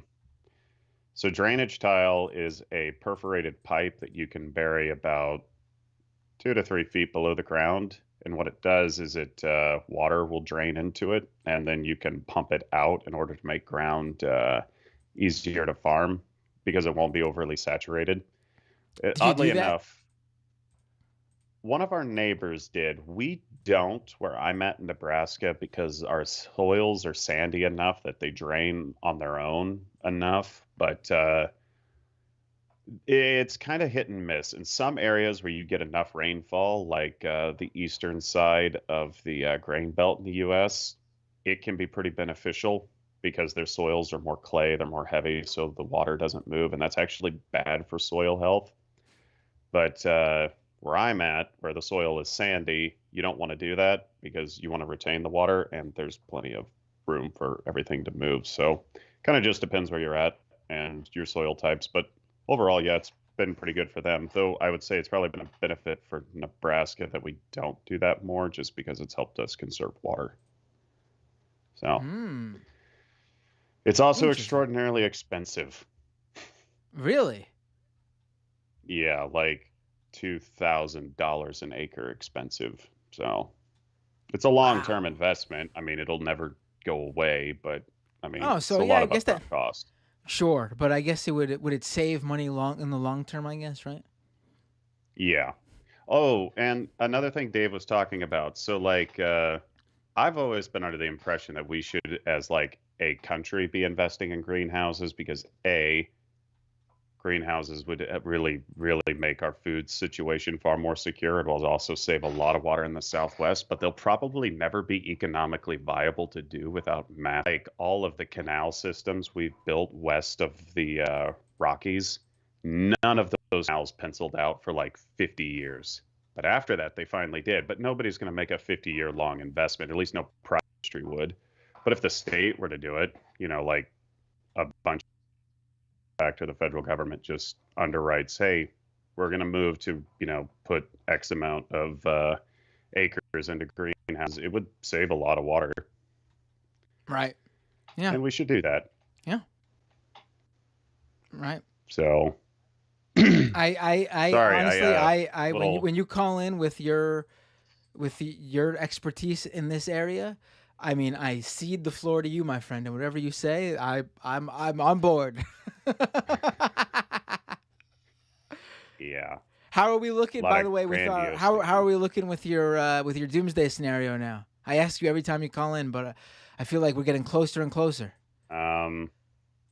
So as of right now, the Middle East is looking terrible.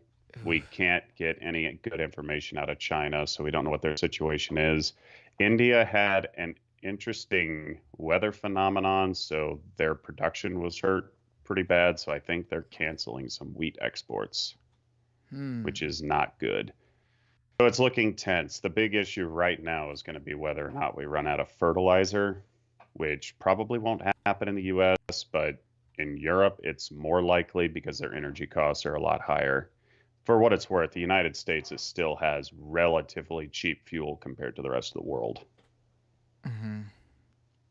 So I guess we'll have to see what happens. I feel like we say this every week when you call in, but I mean, that's all there is to do now, right? See what's going to happen.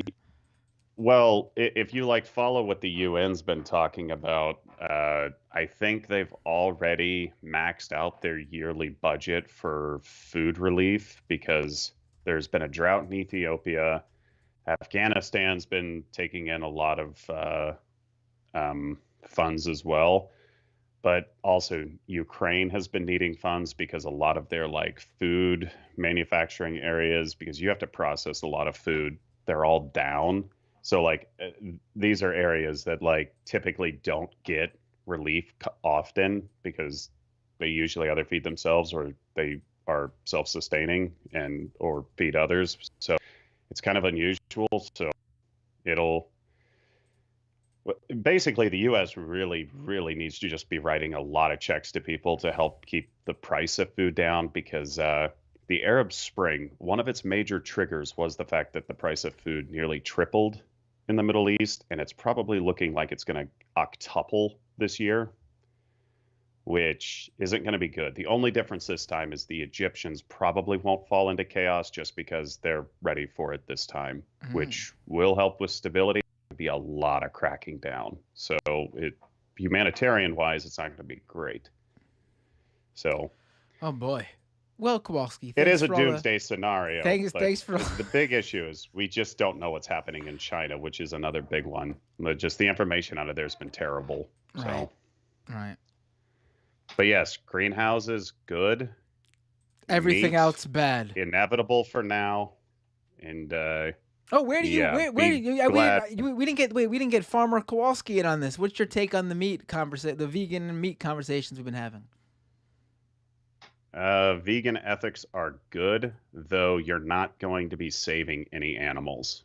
And the reason I say this is that most of the areas of the country that grow or raise livestock do so because there's nothing else you can do with that land. You don't have the people to tend to the land, and the land has something grazing it. Otherwise, you'll have a bunch of grass that'll grow to maturity and become a massive fire hazard. So in the dry season, you would look at fires that would be far more intense than what you see now, and they would get so hot they would actually cook organic matter out of the soil, which would put even more carbon into the air than normal. So it's a catch-22. And if you didn't have cows there, you would have buffalo, bison, or not buffalo, but you'd have elk, deer, you'd have a whole bunch of smaller fauna that would be there. They would live, they would attract wolves, the wolf population would go up, coyote populations, mountain lions, bobcats, all the rest. So you're looking at comparable numbers of animals that will all still be dying because in nature, these animals all kill each other. So I'm not entirely sure where the animal happiness factor becomes better. Yes, you'll have a more diverse ecosystem, but animals will still be dying. So you're not saving any animals.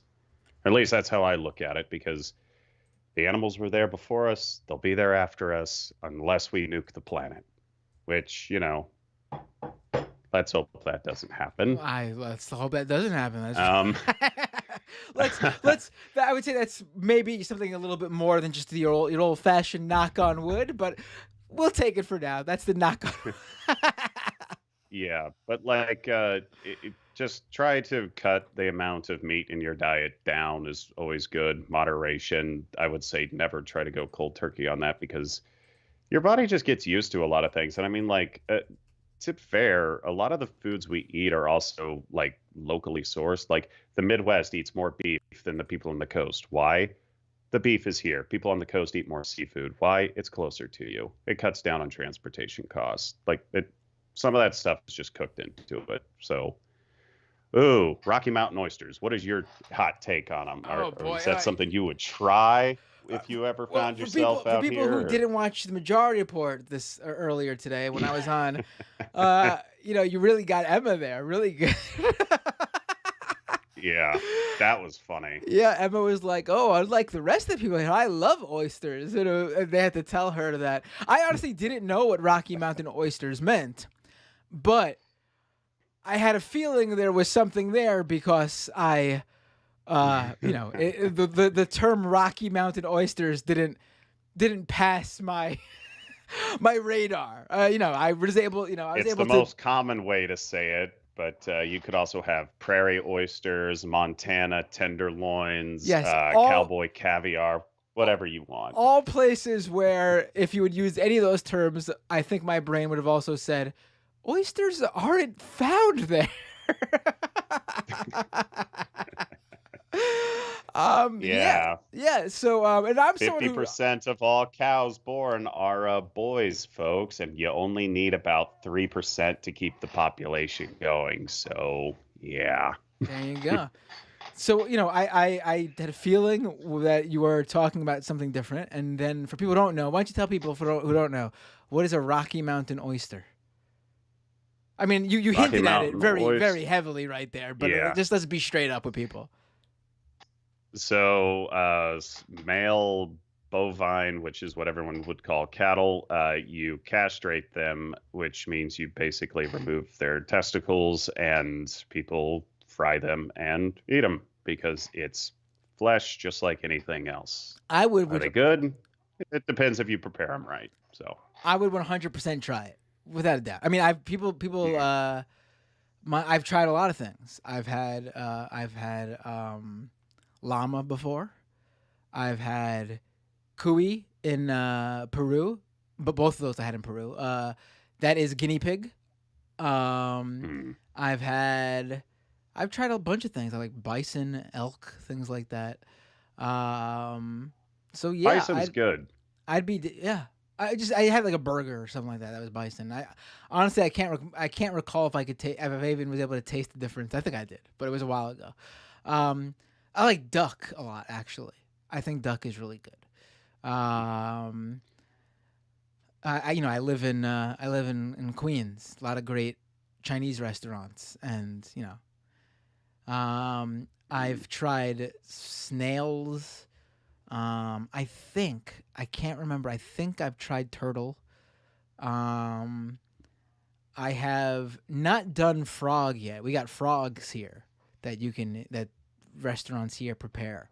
I've not done that one yet. So I would definitely try the bovine balls. I think I'd probably like them. All right, we'll put you on the list. Matt wants cowboy caviar. So I would do it without a doubt. Oh wait, we got another question. Yeah, that's always a fun one. I think this question's towards you again, Kowalski. Let's do this. So Warren Ellis with a super chat. Mine too. So it's for both of us. What are both of your odds on human beings' survival on our planet? I think it's pretty good. But everyone knows I'm the guy who has a show called Doomed, but is also extremely optimistic. I think. Will things change and life on Earth change a bit? Yeah, I think that's pretty obvious. but I think we'll survive. I mean, if you're asking me, like, even in like the short term of like 100 years, I think we're fine. If you're asking me like 1,000 years down the road, I mean, I can't tell you that. I think we're doing all right. I mean, yeah, I'd say 95% chance we get to the end of the century just fine. I also kind of feel like a lot of the major issues we're seeing that are like existential, like with like the food crisis and with climate change, once it becomes inevitable that we can no longer ignore it, like once the deep south is just getting hammered every year with her debilitating hurricanes, eventually the politicians will be like, all right, we'll fix it. And then we will. It will cost us way more than it should have, but we'll fix it. And just through sheer entropy, we'll be able to save the planet as well. But a lot of people are going to get hurt. Oh, yeah, Move to the Great unfortunately. Lakes. Yeah. I mean, I do think things are going to change over the next couple of next decade or two as there's a generational Luckily, change. though, New York is in a good area, though. First and foremost, your population density means that like a seawall is going to be fairly cheap to do, and it's going to make way more sense than just letting the city get inundated.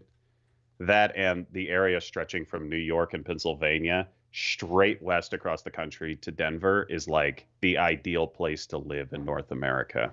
Is it really? So I'm in a good place? Yeah. Ooh. By the mid-century, you're going to want to be north of the Mason-Dixon line. So you're in a good place to be because that area will be just cool enough in the summers that you won't be dying of a heat stroke. People south of that, you're probably going to want to move. I believe Minnesota are supposed to be the two ideal states to be in by like the end of the century. Wow. Good access to water. The climate should be good. Food should be readily available. And the cities are far more prepared. A little bit cold there right now, though, right? I mean, are we saying that it's not going to be that way, I guess, then? It'll be a little bit warmer, but I mean, like, coldness is good. When you grow things, Nebraska, every year, a hard freeze wipes out over half the insects and wipes out most of, like, the funguses. In the deep south, you have to put a whole bunch of pesticides and stuff out to overcome these debilitating things. It's why the North is actually so much more well-developed than the South.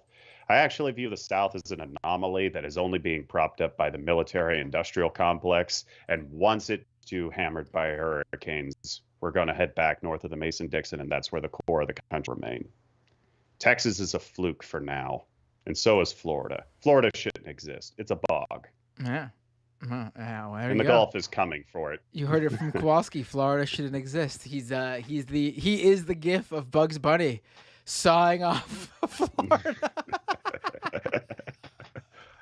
Yeah, that'll be. We'll figure this out. Just remember, billions of people on this planet. If we all put our minds to something, we can fix it.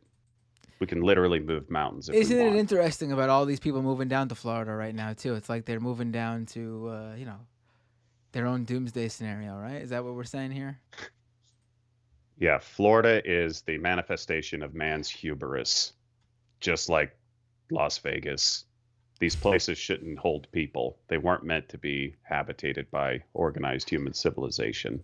One sad thing is, though, I'm guessing we would lose New Orleans, right? And I think that's a nice place. You'll never be able to move those people. Yeah. They will always be in that swamp. Yeah. All right, Kowalski. But I've taken up a lot of your time, so no, I enjoyed the conversation. Have a great night, my friend. Yep, greenhouse is good. There we go. All right, I'll take one or two more calls. Remember, you could Skype into the show, Doomed Live. Super chats, I'll read super chats too on YouTube, over on Twitch. If you're over on Twitch and you have not already given your Amazon Prime subscription, your free Amazon Prime subscription, the Twitch Prime subscription, I should say, and you're looking for a creator to give it to, I would be happy to take your... got a lot of callers right now. Hey, what's your name? Where you calling from? Ahoy! Hey. Hey, you're on the Hi. air. What's your name? Where you calling from? Uh-oh. Hello? Oh, sorry. I am really disorganized. That's okay. Can you hear me? I can hear you. Can you hear me? Yes, yes. Cool. Can I pull your video up on the feed? Yeah, great. All right, great. Hey, what's your name? Where you calling from? Hi, this is Curtis in the Czech Republic. Oh, Curtis in Czech. Well, good. What is it? Morning, afternoon there? I can't remember. Afternoon, morning, It morning. is morning. It's Right. Decently early here. Like 6, still, right? A little after 6. There we go. Yeah. Yeah. So I heard Kowalski, so I had some things to say. Ooh, let's hear it. Yeah, I want to hear. So quickly before I forget, regarding Nevada and Florida, I agree. I will say I have a soft spot for Florida because I'm not a Disney adult, but I do enjoy a good theme park, and Disney knows how to do a theme park. Let's put it that way. So I grew up in a desert, so for those reasons, I also agree that neither of these places are habitable. Right. Because Florida, way too humid for me. And then Nevada, I know what a desert's like. And yeah, that is not a place for people to live. And a lot of the people who live in deserts and these kinds of remote places, it's not because they want to be around people. So it also gets an interesting type. Right. That's true. I mean, it sort of sucks too, though, because like sometimes we think we my family we dream, not dream, but we ponder. What if we just like, because we will never, unless some huge life change is on our way, we'll never be able to afford to like actually like stop paying rent and just like buy in New York City. So sometimes we ponder the idea of like, what if we just moved like a little bit out to the sticks, probably still in New York. Maybe sometimes we'll think about maybe Vermont or something, but it's like you could afford to buy there, but then you are now stuck in the middle of an area where you're not around a lot of people. And of course, then the people you are around, this is not the case for everybody, obviously, but like you said, if you are living in these, lesser populated areas already, there's probably a reason for it. Maybe you're in the same situation as me where you're just looking for a cheap place to live, or like you said, you're just someone who just does not want to be around other people. Yeah, I mean, there's a difference between sort of how spread it is. I mean, when we start talking about, so if you've seen Fear and Loathing in Las Vegas, and there's the part where Johnny Depp's character says, we were some number of miles outside of Barstow, and that's when the drugs began to kick in, and he later calls it Bat Country. If you're talking about Bat Country, then you're really, really out of the way. Right. I am quite familiar with Bat Country, so. Right. I think what we need to do is I think all us millennial and Gen Z leftists should pool our resources, buy one of those towns for sale on the internet, and we should all move there so we have community, we're around people, but we also, because we're setting up this town, can give everybody a plot of land based on our pooled resources, and everyone will have their own property. And everyone, I don't think I could do the communal living thing. I got kids. But I'd be happy to live close to everybody who lives on their own little, and we could all live together in harmony. And, Yeah. I mean, I'm kind of doing the village living thing at the moment, and I will say I am enjoying it. Living not too far from the city center or village center, not many people around otherwise. I mean, there's definitely advantages, but then when you start talking about getting certain things that you might need, and travel and transportation, it does start getting more complicated. I mean, cities make a lot of sense for a lot of reasons. But yeah. I Hold on, mean, I do have to. sometimes I'm sorry, I have to interrupt you because Ezra in the live chat is basically calling me Jim Jones over here. He said, "I'm not going to drink any Binder Kool-Aid there." Oh boy, I've started my own cult, just on the fly right here, right now. I think I'd be a good cult leader, honestly. better than average.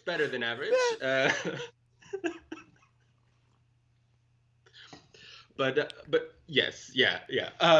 And I mean, there are some communal living places that I've had some relationship with that can be quite nice, quite interesting. It's not necessarily for me, but it has its good aspects, as long as it's not a cult, Right. So. And I think I don't know if my audience anyone lives in a commune, but there is a lot of overlap there. Let's put it that way. Yep. That's why I'm for. Yes. That's why I'm for buying a town with pooled resources, like in the old timey West, like when people were just moving out during the gold rush, era, and people were moving there, and just we would all have our own our own homes. There'd be no sharing of that stuff, but everything else we'd live like an old timey, like everyone's hanging out at the tavern down the block, and if old Jim's horses were on the loose, then you'd go out and get Billy from down the street to go help rally them, whatever the word is, get them all together. You know what I'm talking about. Yeah. That's great. As long as I don't have to be around horses at all, that's fine. I'm not a big fan of horses. Shit everywhere, and it's not fun. Yeah, I mean, it's ridiculous here in New York when the cops are going around on horseback, just leaving mounds of horse shit in the middle of a New York City streets. It's amazing, and that's just considered fine. Is what they do. I mean, just unbelievable. Really, it's gross. Yeah, not a fan. But anyway, so what Kowalski was saying about the plants living in areas with greater carbon concentration in the air. So it's a little bit more complicated. Glucose is one of the initial products that a plant is going to make to feed itself, and then it can also use that for a lot of different cellular processes, and then also as a storage compound. I think maybe some of what he's seeing is greater glucose storage below ground in the below ground storage organs, in roots. So you'd especially be seeing that in a lot of our root or other crops that are not quite entirely unlike roots when you first look at them, like potatoes. But it's not necessarily so simple as glucose, but we are talking about a change in the levels of composition inside of a plant in general and what it's able to use. So in terms of defensive compounds, so plants have a lot of different types of compounds that they can make in order to defend themselves against different types of pests. Some of these will have greater quantities of nitrogen, and some of them won't. So then plants might be more dependent on carbon-based compounds than other things. Also, yeah, in general, their tissues that we would be eating would be less nutritious. They just have less nitrogen and other nutrients put into any number of different substances that are inside of the plant. They'll also grow and allocate a little bit differently. And also, so some of those simpler sugars that are traveling through the plant could be stored as excess. So in some of these storage structures, you'd see a little bit of a different composition or allocation. Also, exudates. They could be putting more sugars and carbon into the soil. And this will also have ramifications for the microbial community. So different types of compounds that are available will also change what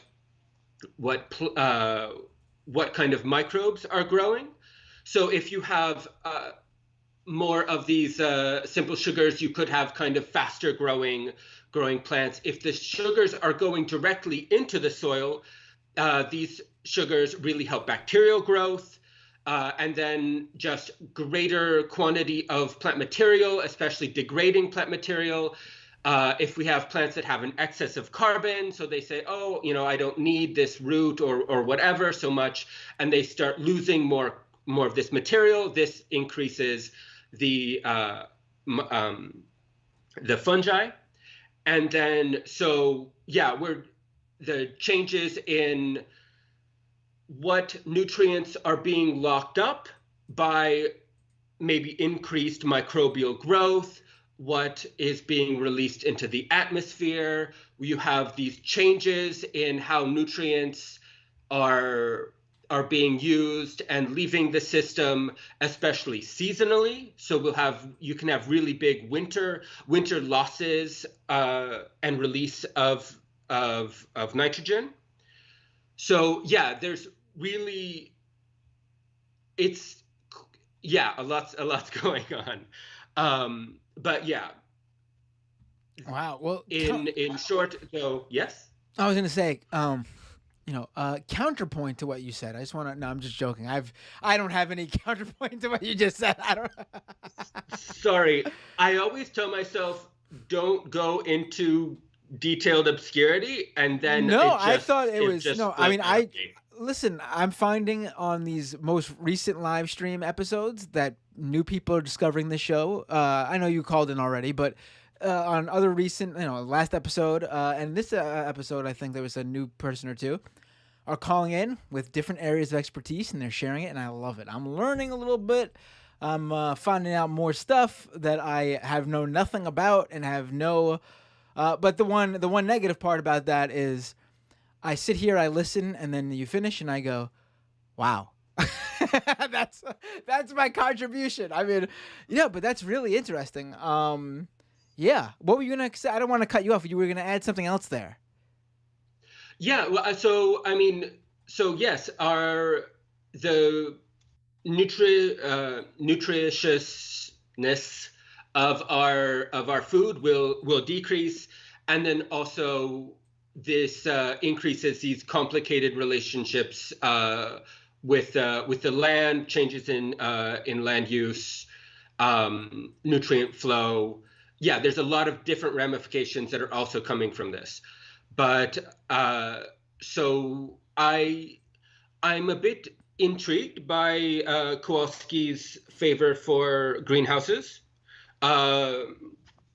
So there's a lot of really great things about greenhouses if you're trying to grow plants.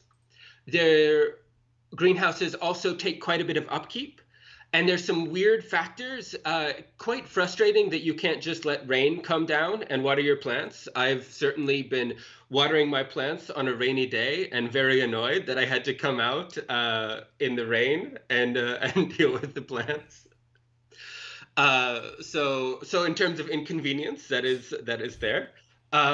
Also, it does change how pests. So in a greenhouse, you will have more of different types of pests than you would have in other situations, particularly spider mites and other kinds of arthropods can be a really big problem, and it's very strange and complicated.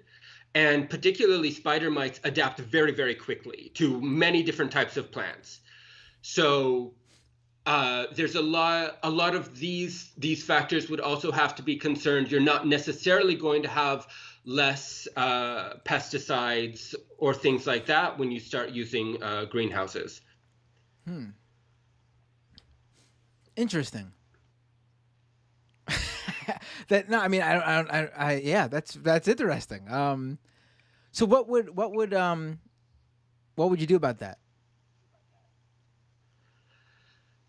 And I think with this, I mean, as we start talking about diversifying the sources for so talking about renewable energy, all these different sources, there's a lot of complicated factors. You need to think about the materials, supply lines, all of these aspects of production. A lot of the things that are limiting our availability of resources and food to people is not necessarily because there's a lack of food. It's because there's a lack of will to give food and resources to other places. Yes. So this willingness in general is a bigger problem than necessarily the science or innovation, which, you know, certainly all for increased exploration of all these things, but It's the same sort of thing in terms of like, you know, we can actually like solve child hunger like right now if we wanted to, if we just had the will and put like we have the resources, the money necessary, like it could be done. And it wouldn't even be like super costly in the picture of like on a global scale, obviously. I mean, super costly to like you or me. I'm sure we could use a few $1 billion in our own pockets. But I mean, in general. Yeah, I mean, I think it was like what? Elon Musk offered to feed the children, right? And he didn't pull through because he's got more important things to do, like pretending to buy Twitter. I don't know about that. He's very generous. I don't know why you think that he's not gonna do that. I think that we just need to sit calm and wait, and he'll solve it all. Right, of course. More tunnels. More tunnels. That's the thing no one's been thinking about. His grand scheme is that we're going to hyperloop the food to all the children across the world who are hungry. And then we'll just, you know.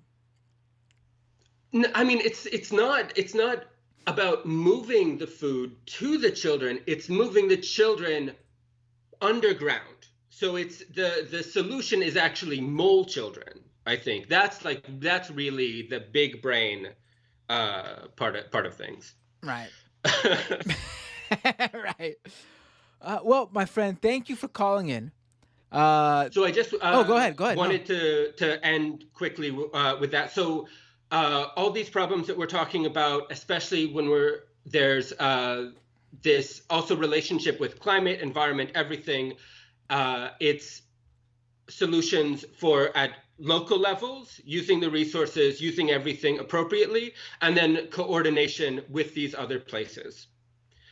Which is, of course, going to be a huge thing for a place like the United States, which is enormous and has such variability across itself. But yeah, so that's just wanted to sum that up quickly. Oh, yeah. Thanks for the call again. This is only your second call into the show, and I've already learned so much.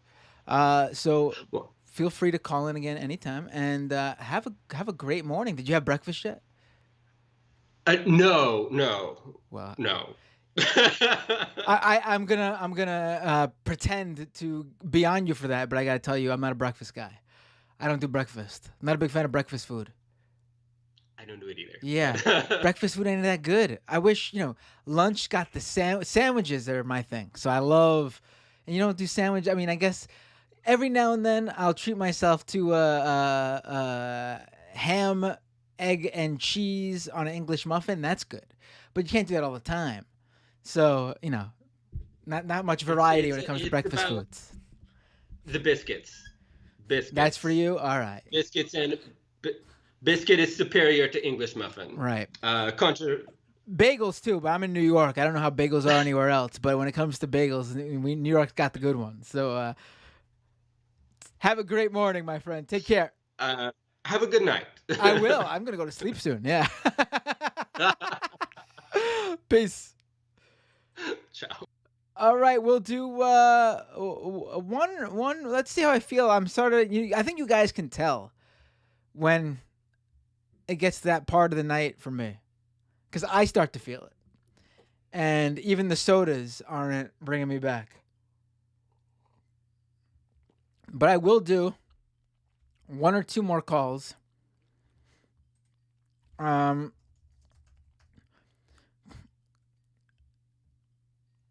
Let me take... Oh, a bunch of people calling in at once. Hey, what's your name? Where are you calling from? Hello. Hi, you are on the air. What's your name? Where are you calling from? My name is Ira. I'm from Bellingham, Washington. Hey, Ira, can I pull your video feed on the stream? Yes. Cool. So, Ira, what would you like to talk about? Yeah, so I'd like to learn more about your crypto opinions. Oh, cool. Let's do it. Ooh, see, now you're waking me up. Now I'm, oh, yeah. Yeah. Let's do it. So, what would you like to know? Yeah, so what's your general opinion on just crypto, like the less scammy area of crypto, like say Bitcoin, or well, basically Bitcoin is, the less scammy crypto that I know of at least. But right, no, I see I know what you're saying. It definitely is the least scammy one, I guess, for sure. Yeah, because it's not like a fly by night shitcoin or something like that. My general sense is all of cryptocurrency is just a big Ponzi scheme. So you think all crypto is a Ponzi scheme? I do. Okay. I just don't see any value in it. I don't see, anything that's even been brought up ever come that like the good things about it ever come to fruition. There might be some small edge cases, especially like what I was talking about with my guest on the latest episode of Scam Economy that was on earlier today, where like in certain countries they're trying to do something, he was in Mexico, so he's telling me about like small little like crypto operations in Mexico that are trying to help with like remittances and things like that. I haven't seen any of these really at scale. And the crypto world at large doesn't seem to want to even invest in these actual projects that can possibly provide value and be of good. They seem to all just go straight to the get rich quick schemes and the companies that are basically like selling you nothing with the hopes of turning nothing into something. And they're the ones who somehow get like $25 million funding from like Andreessen Horowitz. So I think very little of the industry at large. Doesn't mean, again, I think there are people who are good people in it who are trying, but I think there's a point where people should sort of even come to terms with like, what is it doing differently? What is the value here? And go ahead. Yeah, so like for me, I own Bitcoin or whatever, but definitely I totally understand your arguments on that. But like, what do you think about, say, people in countries, mainly developing countries, second, third world, that have access to internet, have access to electricity, and have a cheap cell phone, and crypto gives them the opportunity to have access to basically the equivalent of personal banking in countries, in places where personal banking might not be accessible just because of corrupt government, authoritarian government, totalitarian government. And so crypto, they can be paid by their employer. It could be a local shop, could be a small farm. They can get paid in this crypto without abuse from their government. Sure. No, I know what you're saying. Yeah. And like I said earlier, there are like, attempts to actually, unfortunately, again, they're not the ones that are like, highlighted by the crypto community. They don't, they talk so much about how crypto is going to save the unbanked and the poor and the downtrodden, and then they pour all this money into garbage crypto companies and schemes like play to earn, which to me is like indentured servitude for poor people around the world. Yeah. That's their big, that's their, because when it comes down to it, it's all just, fluff. It's all just marketing bullshit to enrich themselves. But to what you to what you said, you're specific. And also I want to say, you said, you added the addendum that you hold Bitcoin or whatever. My opinion on that too is like, I don't really fault anyone who has found out how to successfully, game the system or play the crypto game for their own personal benefit. I mean, we all take jobs that we probably aren't proud of with terrible companies because we need to provide for ourselves and our families or whatever. So I look at it as the same as that. My main problem is the people who view it more than that. Like if you just view it like, hey, this is something I'm actually just good at and I've been making money off of this and it's how I make a living, I'm more open to that. In terms of, I don't think you're, someone who does that is a bad person. But for people who like try to push it onto other people specifically because obviously they want to like raise the value for their own holdings, I think that's gross. You know what I mean? So in terms of what you specifically asked me though, I think the issue there though is that even they're sort of playing in a highly volatile world there. Like I get that they don't, they have a terrible system of their own in their home country with their government. And I totally, I can't even say I understand that because here we don't have that issue in the U.S. At least I know there's some people who like to pretend it's a worry and that the tyrannical U.S. government's gonna. I don't live in the fantasy world, so I don't believe. Yeah, I mean it could be with 8% inflation now. It could be something in the future, but yeah, right now, you can go to the bank, you can go and do whatever, you can use your card, but some people in other countries don't always have that opportunity. Right. So, but when in my, I don't know if you caught the episode earlier, like the main episode, not the live stream that we're in right now, but I spoke with a reporter who talked to people all across the world in some of the countries you're probably talking about, Argentina, Iran, Iraq, Nigeria, and all these people did exactly what you're talking about. They were worried about the inflation in their country or the hyper volatility of their own currencies, and that they don't trust the bank system in their country. And what little savings they had, we're talking $500, $1,000, maybe $5,000. They put it in stable coins and for the people. I mean, and that's the one that makes sense, honestly, for people in other countries. You don't want to deal with I mean, again, like someone who's I don't know if you're like a Bitcoin maxi or just like someone who holds Bitcoin, but Bitcoin ebbs and flows a lot.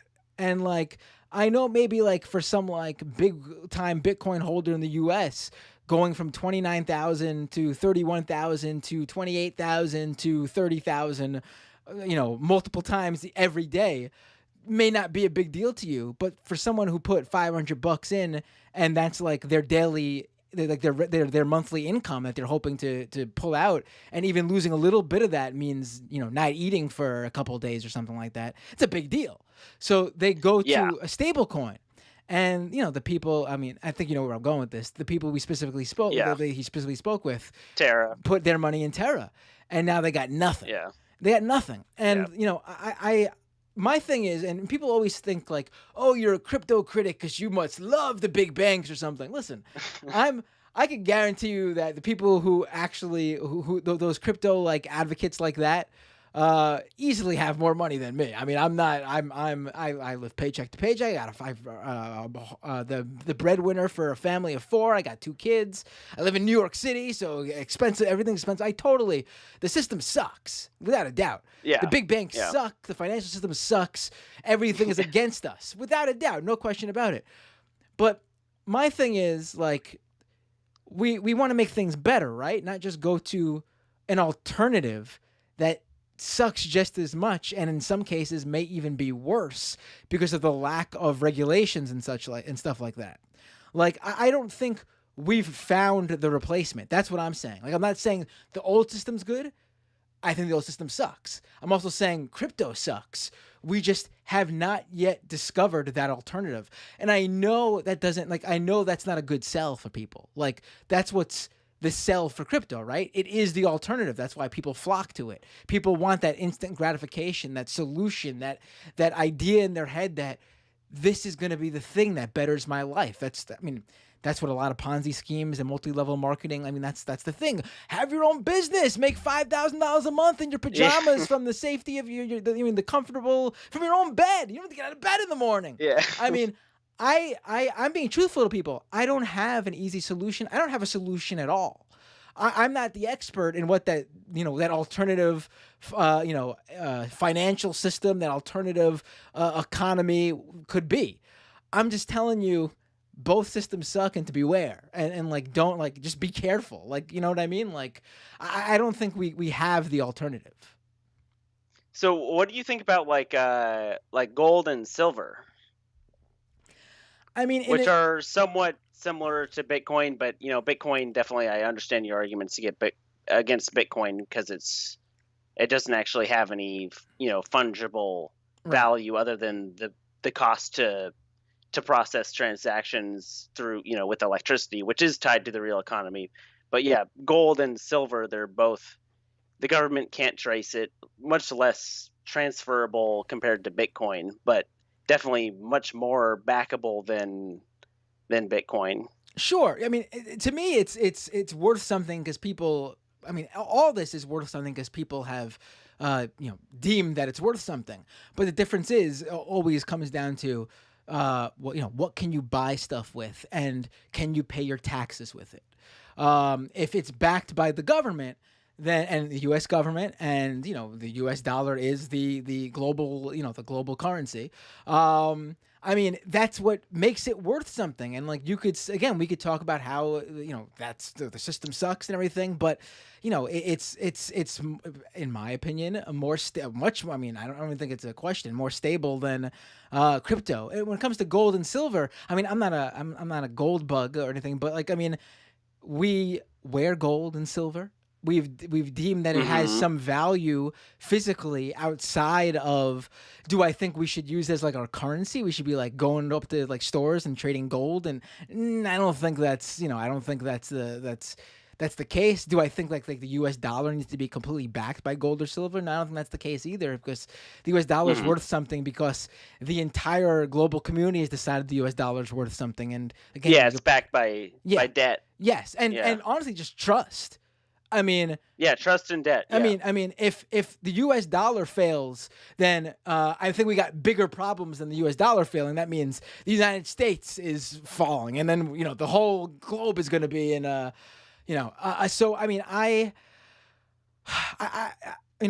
think in that sense it has gold and silver has some sort of value, because again, it's with crypto. If your Bitcoin completely loses value, let's say Bitcoin drops to zero tomorrow, literally worth nothing. Yeah. Okay. You got nothing. What are you gonna do? You're gonna walk around with at least with your gold. If we all decide it's not worth anything, you can make you can have a nice jewelry with it. You know what I mean? You could do something. There's something tangible there, something physical. And even if you want to talk, I know people I know people are also oh, you're selling an old man digital stuff. I have digital stuff too, but also with that digital stuff, the digital games I have, I can play it. If we decide that game sucks, or it has no resale value or retail value, and the publisher decides to make it free or whatever, that's great. We can still play it. I can still listen to my MP3s. I could still watch my movie files. But the MP3s and movie files are infinitely replicable. Right. But I mean, I could copy it and send it to you, and you also could listen to it, though. What can you do with your Bitcoin if Bitcoin's worth nothing? You know what I mean? There's no. Well, I mean, Bitcoin, it's so far, I am, more on the bullish side. But so far, Bitcoin, the network hasn't been hacked. No one has, hacked the Bitcoin thing. I think it's a possibility that Bitcoin could. Who knows? I'm not educated enough, to be honest, on it to know, oh, what if the person who made it has some secret. Right. Code he can put in and be oh, doomsday, Bitcoin's Right, done by right. entering in this password. Don't say So- that though, because I don't like that because I bet you've heard that maybe from crypto people, like you don't know enough about the tech or I think that's bullshit. Yeah. I think that's Yep. bullshit. It's purposefully super complicated so they can use that as like, oh, you just don't know what you're talking about. I also don't know, you and me, we don't know what the Facebook algorithm is either, right? But we can Yep. criticize how Facebook works in the real world. Like, we don't need to know how to code to see the very real world implications that like Facebook and YouTube and all sorts of different we don't need to know how to manufacture a car to see that a Tesla lighting up in flames in the middle of the road on a regular basis is a bad thing, right? Like it's not necessary. But Yeah. in terms of like, I don't think we don't even need to get to the point of Bitcoin, the network being hacked, because that's not even to me. That's not even the issue. Let's put it this way: you forget you have a bank account. I'm assuming, right? Like a traditional bank account. Yeah. You lose your debit card. You forget your password to your account. What could you do to get access to your money? You can contact the bank and they'll help you out, right? You can go to the bank in person and it'll be like, oh, it's you. Yeah. You're you. Yeah. Yep. You lose your crypto wallet passcode. You lose the multi-word keys, the passphrases, the key phrases. You're fucked. Your money's gone. Yeah. That to me will always be, and I've seen even like the most staunchest of like crypto advocates on like the Bitcoin lover like subreddits even agree to this. That will always be. I agree with it. Yeah. That will always be the number one reason why crypto will never replace the banking system. Like, you can pretend that like, oh, it's it's people get to be responsible for their own accounts, and isn't it so freeing? Well, guess what? The vast majority of people would not see that as freeing. The vast majority of people would lose their money. Whether you like it or not. Oh, go ahead. But yeah, that argument definitely applies to modern day life here in the U.S. But like, what if you're living in a country like what's a country that's got really high inflation right now, like more than 50%? Oh, but off the top of my head, I can't tell you. Right, I can't tell you. But we could probably just guess that. Yeah, I'm like, I know Zimbabwe, they had hyperinflation that was back in 2008. Have you ever seen the $1 trillion bill? Yes. In Zimbabwe? Yeah. I mean, so that was for a case like that. I mean, I don't know, honestly. I don't know, and I hope someone comes up with a solution. Probably has to be someone from or familiar with the situations in that country. I do know there is a country that put together a their own digital currency that's not on the blockchain, which. A digital currency that's not on the blockchain? Yeah. I'm trying. I forgot. I was just reading about it recently, but I can't remember. Oh, cool. I can't remember. And with the fact that it's not on the blockchain means they don't have to deal with the issues of not your keys, not your coin, the immutability, the no help if you don't have any, if you don't get access. I can't remember what it was though. But I do know we here in the U.S. are looking into that too. And I was meeting. Oh yeah, central bank digital currency. Yes, I'm probably gonna do an episode on that soon. Oh, cool. I think that's a really good solution. One thing I'd be interested in is like, how is it different? And again, this is something that it would be sort of specific to the U.S. because we're not dealing with these situations some other countries are. But how is that different from the fact that like our current currency is digital, like. We don't need to we buy things online. The numbers on the screen in our bank account and our PayPal account and Venmo, like that's not actual dollars sitting there. It's already digital in an aspect. You know what I mean? Like it's debt that's allocated to some other bank that you don't even know about. Like someone owes the money. It might not. You owe the money when you won the money, but the banking system is so confusing. Right. And again, I think and just like crypto, obviously, it's purposeful. I think it's purposeful in a sense so that people like me, you, and everyone else in this live stream can't quite get a grasp on everything about it. You need to literally make it your thing. Like you need to become an economist or like a financial guru or expert or whatever, or like investment, an accountant or something. There's a bunch of things you could become, but it all requires dedicating your life to that specific field. I mean, yeah, it sucks, and there's no solution right now. That's my thing. There is no, and if crypto is the solution for people right now in those countries you're bringing up, it's a temporary solution, as we've seen in cases where people have kept their money in failed coins. Because I mean, look what, and Terra isn't even like, I know it's the third biggest stable coin, or was. Now it's not. But yeah, that whole thing was crazy. Yeah. Like it totally definitely shined light on how easily the market and even top coins, because I think Luna was in the top 10. Yes. Or at least Luna combined with their so-called stable coin, which was a complete scam. And I did some research on the Luna network, and it seemed like it's supposed to be a democracy where people who own the coin can vote on.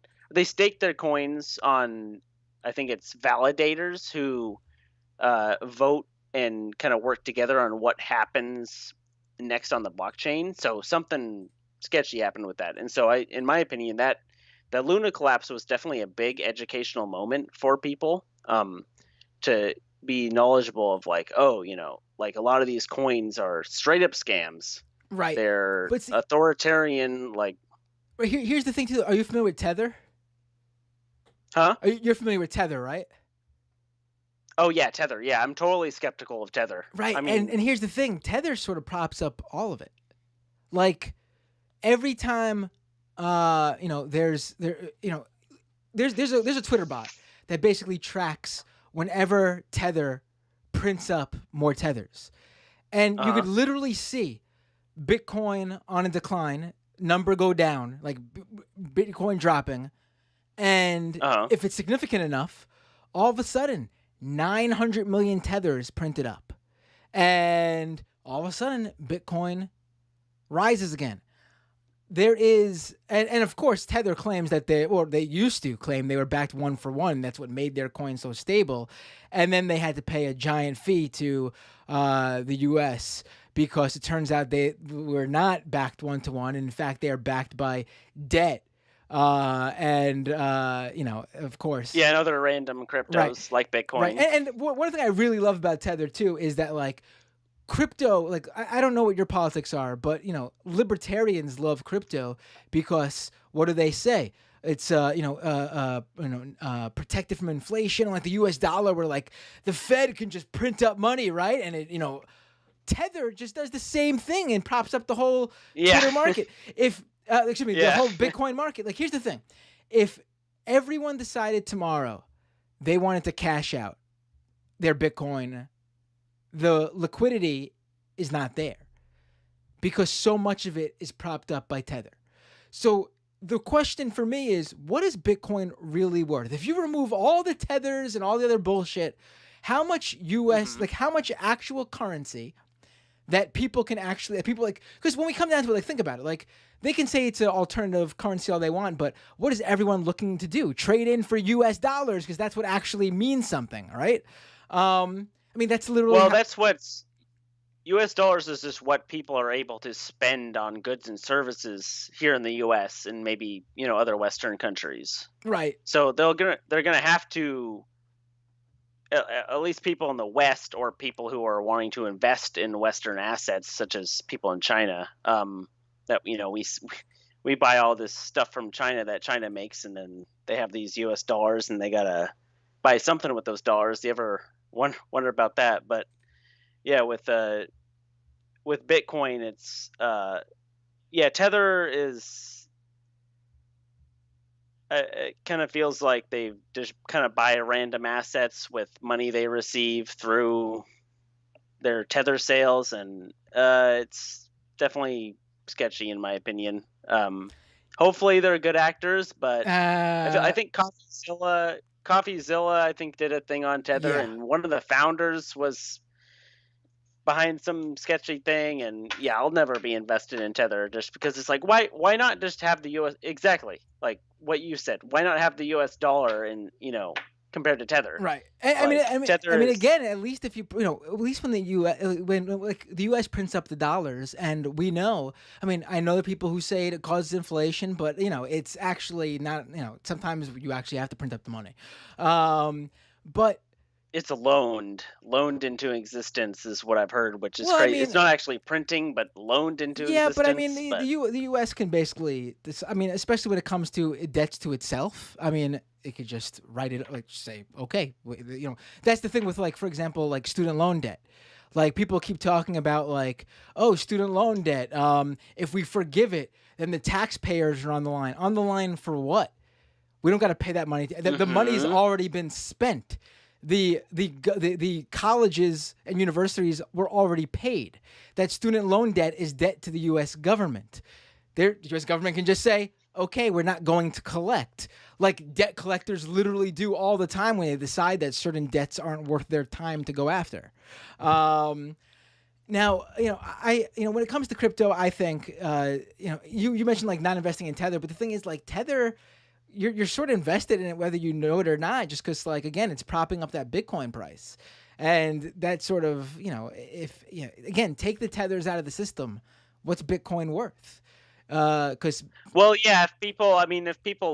if people didn't have Tether to invest in, though, they would have invested in something else, such as Bitcoin, because Tether, it's possible that Tether's existence was mainly used just to kind of for money laundering and for moving money between countries, maybe illegally, because why would they move Tether why would they move Tether instead of US dollar? Obviously to stay under the radar, and they would have used Bitcoin if they didn't have Tether. It's also literally their own currency. Like, imagine, like, listen again, you could have all your criticisms about the government and the Treasury and the Federal Reserve and how this all works, but there are, like, actual, like, checks and balances here. Now, again, we could agree if it's working as intended, but they are there. And ostensibly, we can vote in politicians that we prefer to actually enact these rules better. With Tether, we're literally saying, okay, these three guys who run a large crypto exchange, they're also running their own currency. Like, it's just like, what are we doing here? Like, imagine every rich person just decided to just print up their own money and just buy things with it.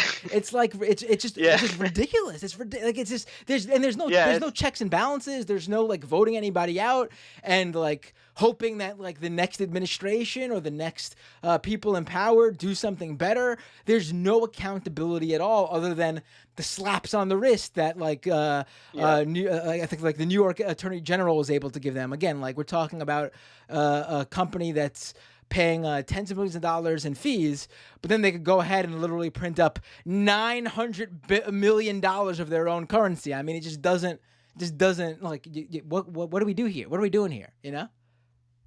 Yeah, like a lot of these cryptos, they're literally the same thing, or like the altcoins, and maybe including Tether. It's literally the same thing as being like, oh, let me use my home printer to print out a piece of paper that says it's my currency. Oh, I'll gladly sell this to you for one of your US dollars. Like, that's what it is. That's what probably 99% of the crypto market is. Yes, absolutely. Absolutely. Without a doubt. Thanks for the call. By the way, can I ask, how'd you find out about the stream? Oh yeah, I saw you on Tim Pool back when you did your Tim Pool thing. I love it. Wait, what did you? Are you a Tim Pool fan, or you just came across the video, or? I'm a Tim Pool fan.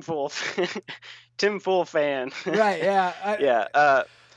Not all the way though. I agree with him on some things, but some things I don't. Right. I used to be,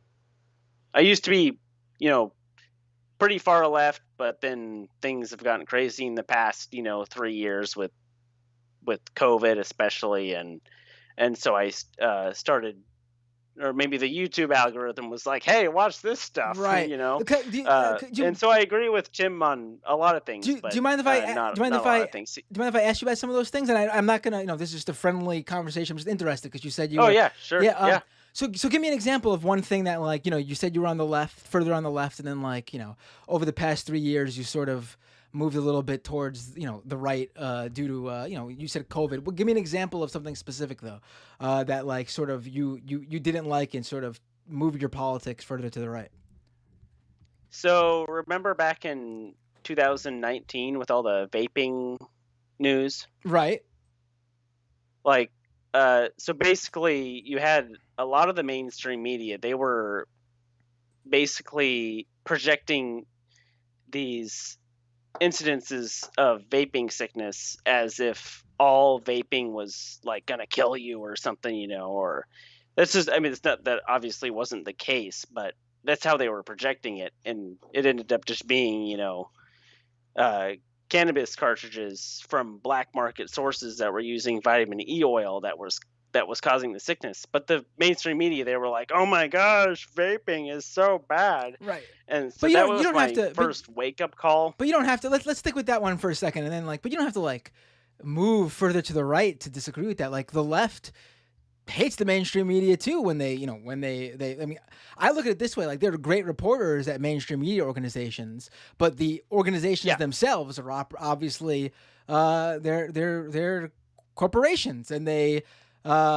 spew corporatist views. Like, obviously they're always gonna defend, like, moneyed interest and things like that.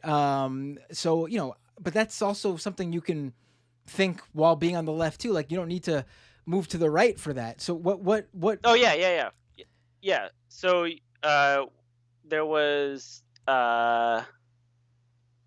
so basically, you know how, like, Bernie Sanders is always on his Facebook or Twitter or wherever, he's always like, "Oh my gosh, this billionaire made this much an hour in one day just because his stock went up."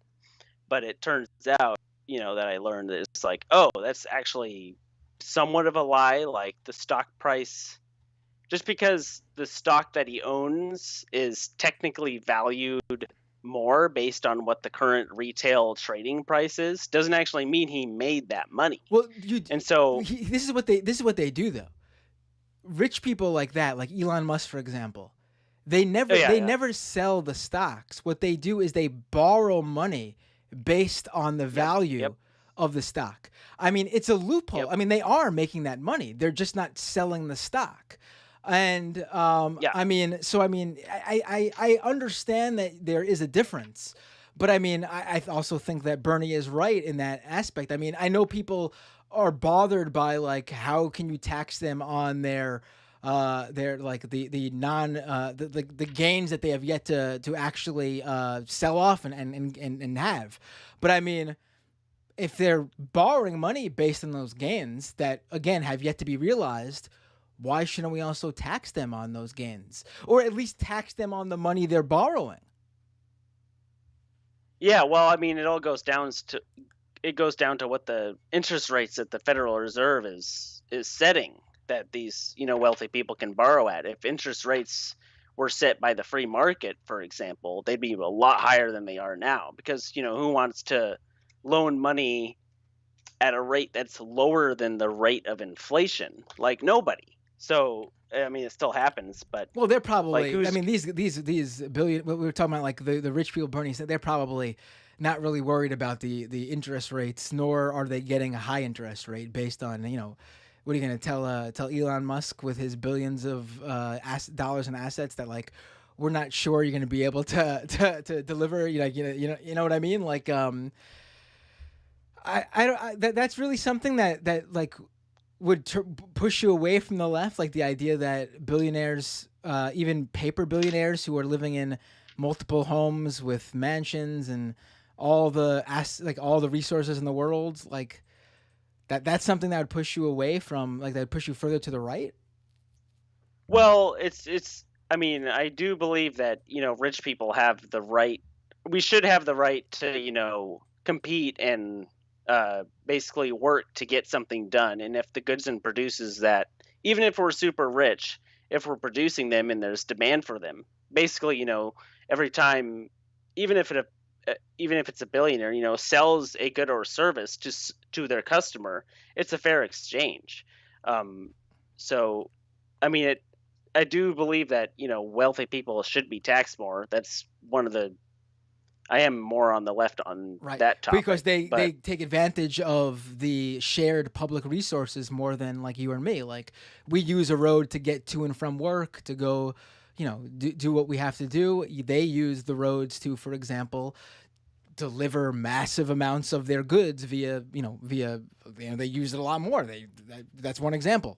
So that's and if the real value of those goods and services actually does equate to that real value that is relatable to me, lower class people or middle class, lower middle class people, then it should be taxed. But when you're valuating someone's wealth off of this inflated, basically stock market scam, I mean, not necessarily a scam, but it's almost like crypto. Like people are buying into it because they're like they want to get rich, and I feel like most of the population is like that.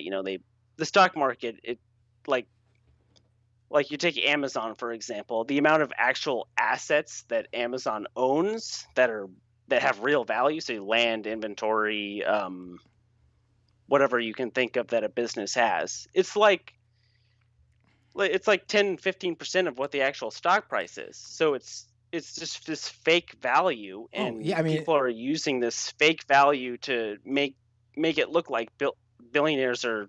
I mean, they are rich, but it's people like Bernie Sanders. They're using this fake value to kind of make it seem like people are a lot more wealthier than they are. Well, you don't think Elon Musk and like Jeff Bezos are really as wealthy as they are? I mean, I agree with you there. They are super wealthy, but do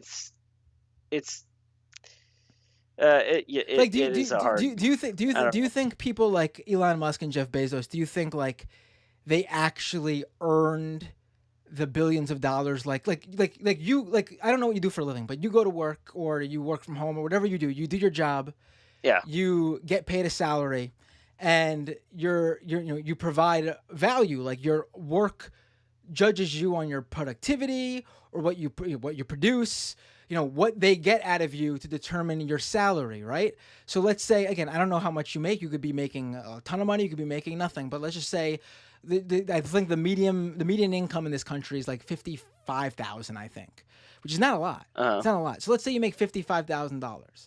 Your work like judges you on that 50 based on that 55 judges your performance based on like that salary. They've determined that you are worth $55,000 to them.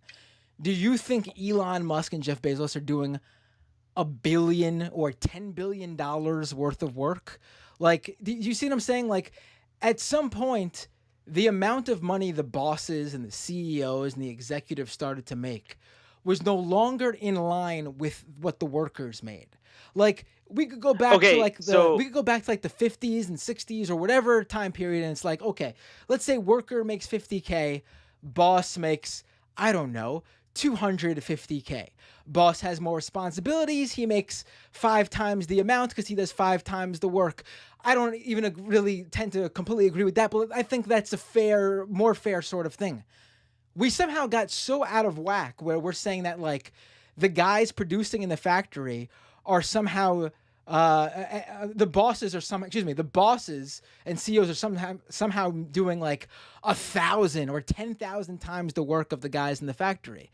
And like, to me, that doesn't make sense. That's no longer like a trade in terms of like, okay, I'm getting paid good. You're getting paid a little bit more because you do a little bit more work. We're now totally out of whack. Well, yeah, but those numbers that you may think that what the owners such as Jeff Bezos or Elon Musk are making, they're based off of the stock gains, which are based off of the overinflated retail stock trading frenzy. I mean, they work. It's not based off of real money that's coming into the company. No, I mean there is. I mean, like Tesla, they didn't make a profit until it was like what, 3 years ago or something.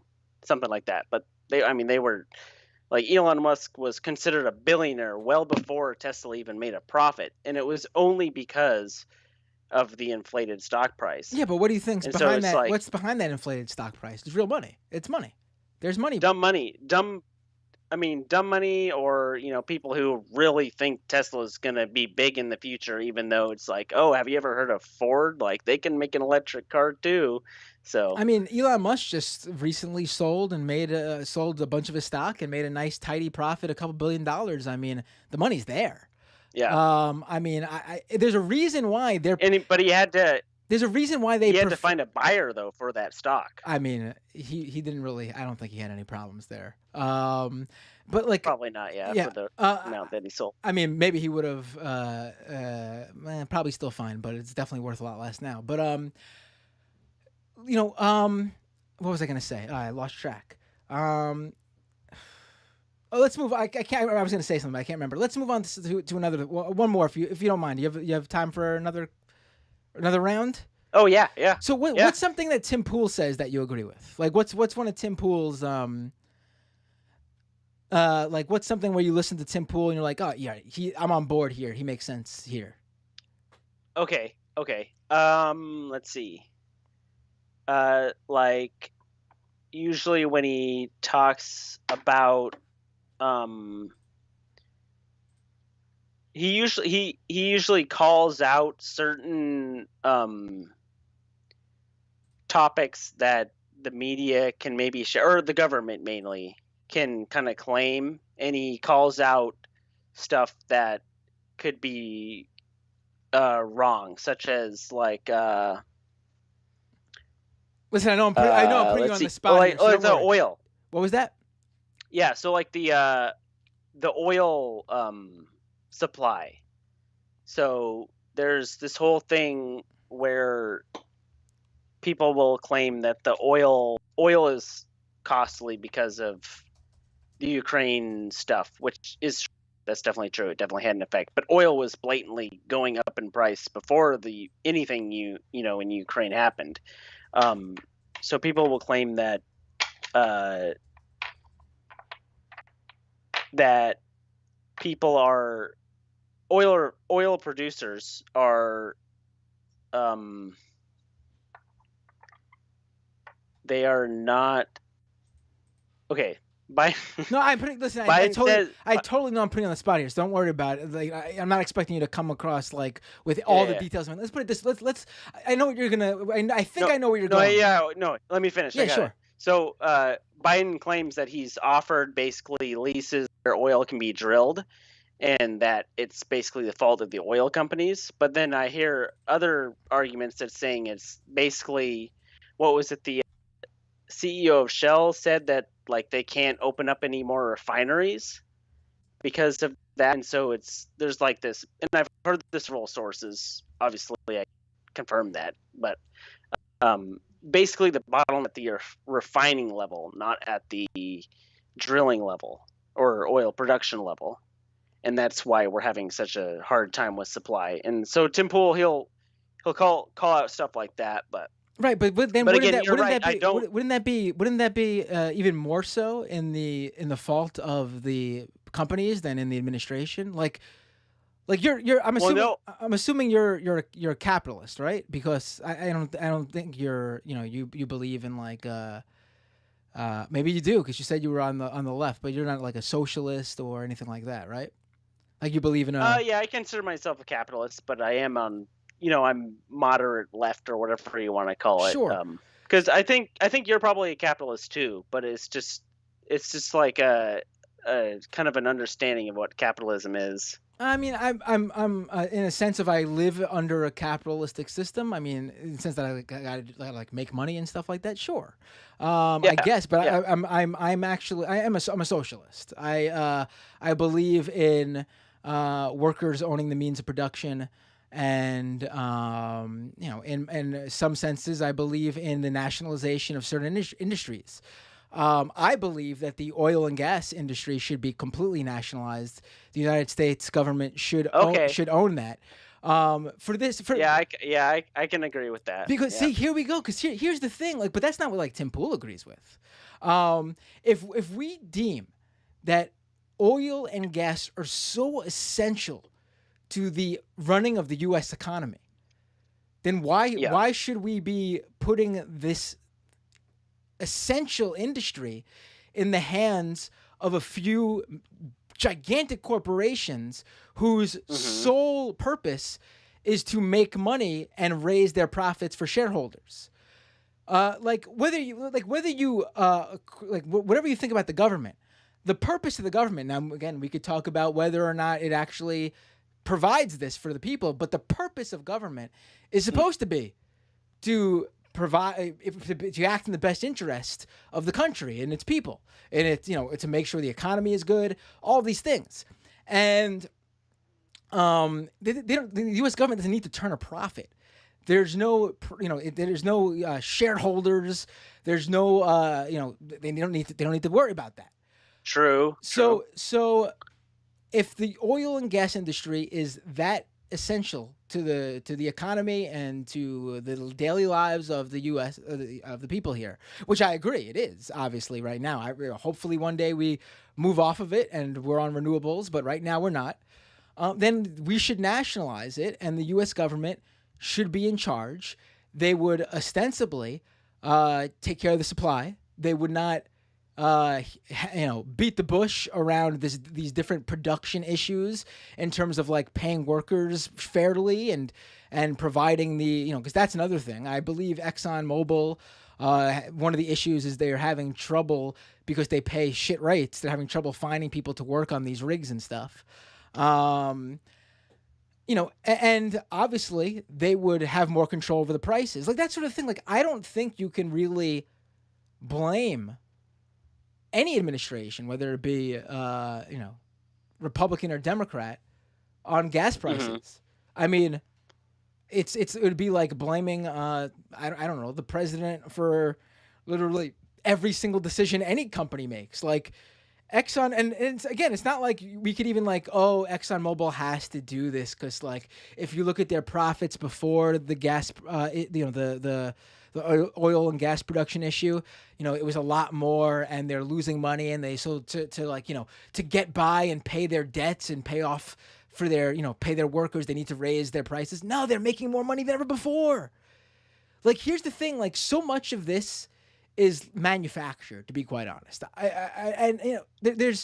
We are dealing with inflation based on the interruption to production that happened during the COVID years. Like, I think people are not really realizing that, like, it's now really all catching up. Like, we didn't like when COVID happened, a lot of the goods and services we used, I mean, the ones we used those past 2 years, they were already like made and ready to go for a lot of different industries. It's just now that those goods that would have been made during those months that things were closed, that's why we're behind, and some factories and industries have not caught up. Other industries are having other sorts of issues. For example, I know computer chips were in rare supply because of different demands. Crypto, going back to crypto, had something to do with that too. Yep. No, I fully believe that crypto and the Ethereum boom was probably one of the major reasons we even had the chip shortage, because you had NVIDIA and AMD, who are the main GPU manufacturers, and they were able to, make and sell many GPUs. There's so many chips. I have 2 gaming computers right here that are just mining Ethereum. And so you have these valuable that could have gone to a car or someone's, whatever you can think of, that uses a computer chip. And you have this artificial demand that for this, Ethereum, which isn't even a real thing. And so you have, and at the time though, when, last year, Ethereum just went nuts. And so you have this demand for chips that was completely artificial and is going to be temporary. And it's actually kind of on the downtrend now. Like, I think GPU mining might be done by the end of this year if Ethereum goes through with their their proof of stake thing, which is why I freaking don't like Ethereum. But GPU mining will be over, and the chip shortage should resume, but who knows? Right. Let me actually, before you go, I want one more. It's in this wheelhouse we're currently talking. You said you found me from the Tim Pool thing. Do you remember when he brought up the M1 chart? Oh yeah. And you're and at the time I again I'm not an economist. This isn't my that specific area in terms of like inflation and that. I'm not like, that's not my specialty.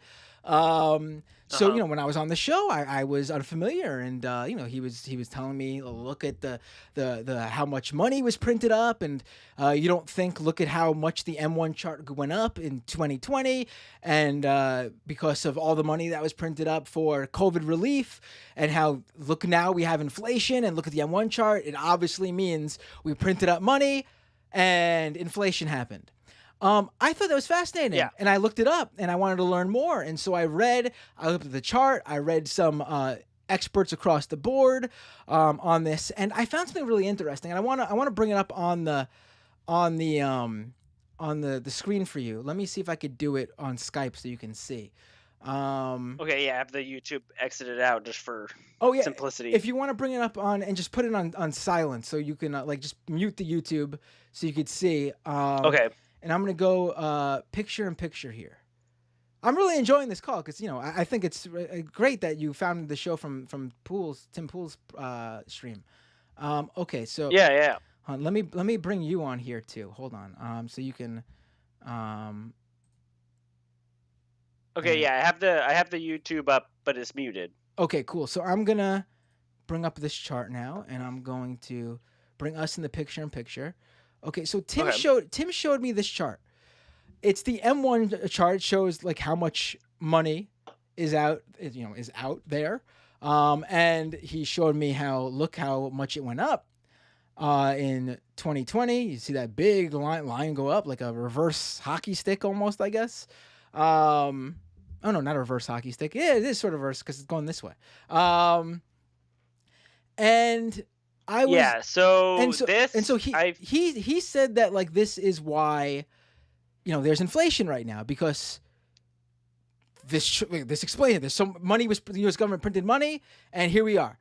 Now I looked into this, and the M1 chart actually it changed what money what the sources of the money that's included in here. Like it used to just include what's in people's checking accounts and stuff. Checking, yeah. I've heard this too. And then they suddenly added what's in people's savings accounts. And I'm pretty sure that's what I heard. Yes, exactly. So this whole thing has been maybe debunked. Yes, but it's still going up. Yes. So not only savings accounts the main one, yes, but some other investments too. I don't think stock, but some other. I have to look into it. But yes, let's stick with the savings because that's a big deal. And we know from 2020 that there are people who, thanks to COVID relief, for the first time in their lives, and a good chunk of people, we've heard about this, had excess money, some spending money. That's why, for example, so many people decided in 2020 and 2021 to start buying stock on Robinhood or investing in crypto. This is a known thing. I bet you even heard of this, right? Yeah. So if this had to do with inflation, the idea would be all that money in this chart, that all this up here, all this money is out there and it's all being spent on goods and services, which means the amount of goods and services are down due to demand. And so the companies, to keep up with demand, are trying to increase supply, but also raising prices to match up with the increased amount of money people have to spend. Yeah. But if this is in people's savings accounts, if that's the reason why this chart is so high, then they wouldn't be spending that money, which means that the money printing that happened over the past couple of years would not necessarily be the reason, or at least the main reason or the only reason for inflation. There's another chart that Tim did not show his viewers, which shows the velocity of the M1 money stock. And this is the money that's actually being spent, the money that's actually going out there. It's actually the reverse here. The money being spent on goods is less now than it's been prior. If this was So people are spending less, even though the value of the dollar is worth less. people are buying and selling less. They're saving more. So all that excess money that we saw that was printed up, that's in savings accounts. That should have no bearing on inflation because that's not being spent. Oh, you cut out there. You cut out there. You hear me now? Yeah. This shouldn't have any bearing or much bearing on inflation because it's not. This money's not being spent.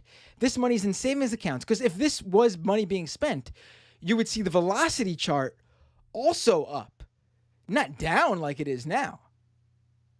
People are actually, but I mean, it makes sense. People are out less right now, or they have been over the past year or 2 years because they were, there were lockdowns and remote work, and people were just saving more and buying less goods, or just they were going out less. There was less. Restaurants were closed, venues were closed. There was no things like that. There was no, it was just less money being spent.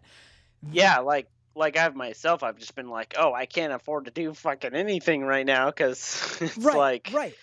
So I don't know why I don't know if he doesn't know this, if this is information that he's never looked into, but his whole thing was, we print up money, we get inflation.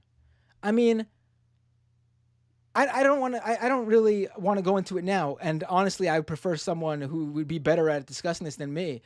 But there is, there's an idea out there, MMT, where the government can just print out money, no problem.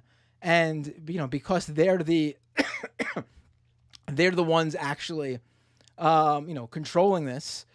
I mean, it shouldn't have much of any sort of effect here. And if you look here, it seems to sort of bear out.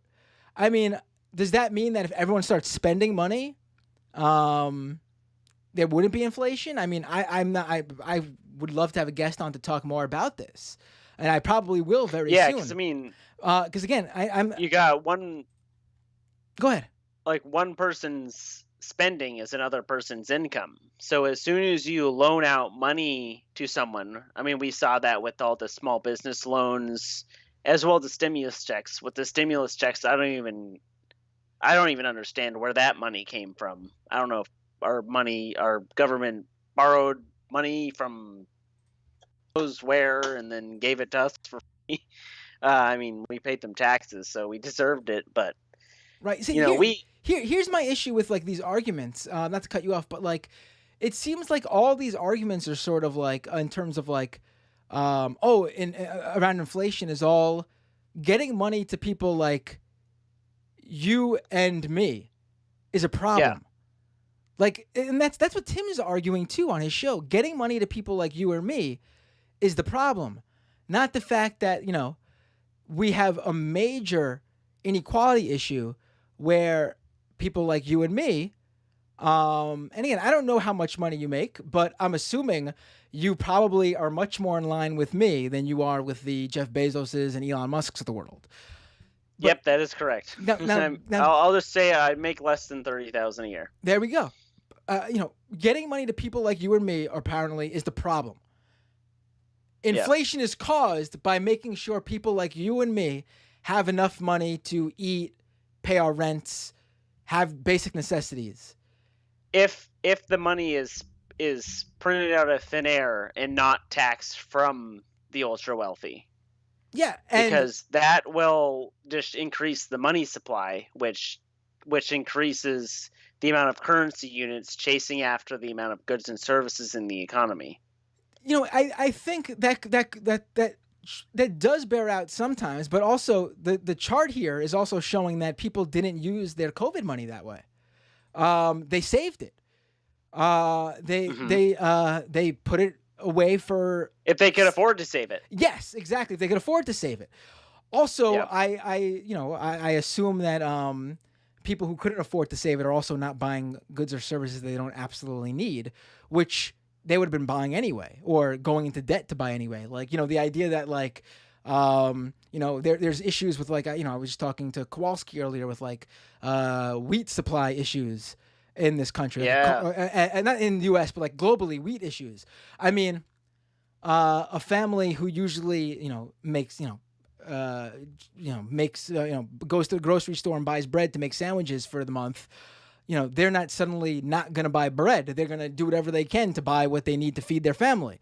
So the idea that like giving you and me more money to afford bread, I mean, we were going to buy it anyway somehow. This way, we're just buying it without worrying about going into debt to buy it. Do you know what I mean? Like, I mean, I just, my issue is like, I don't know why, like, and that's why I went on Tim's show.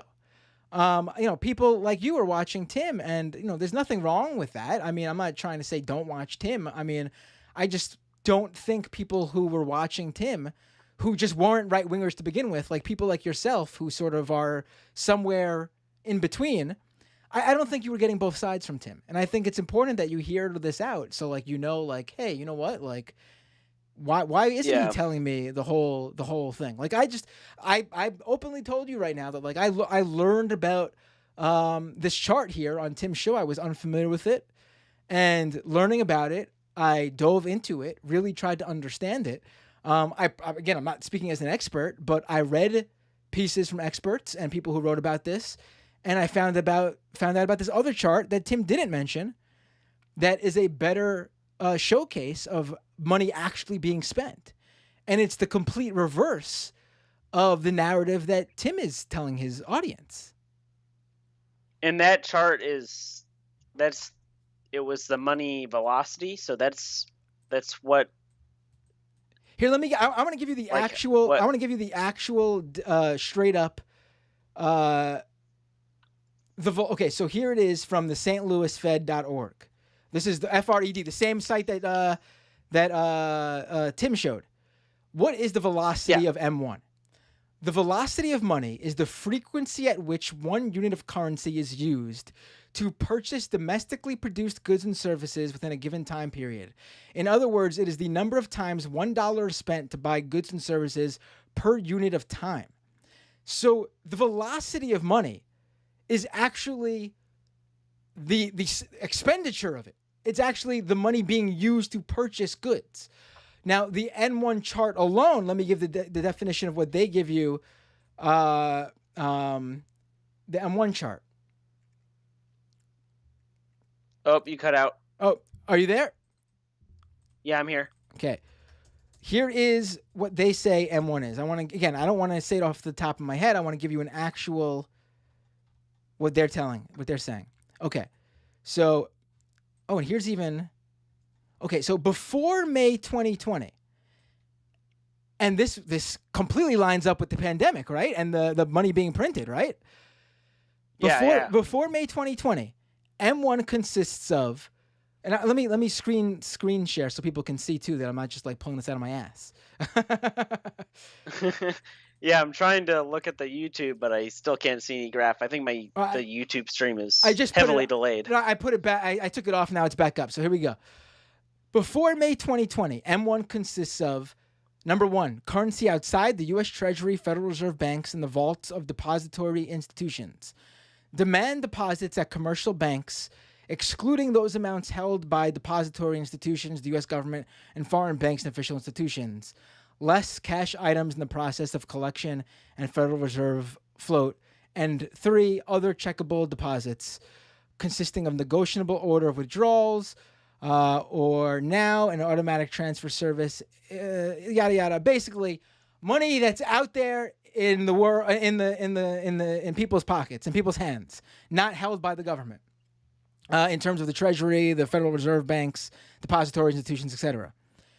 Beginning in May 2020, it consisted of all those things, but it also, let me follow here, other liquid deposits consisting of OCDs and savings deposits, including money market deposit accounts. My AirPods just died. Give me 1 second to grab my wired headphones. Oh, yeah, you sound much better now.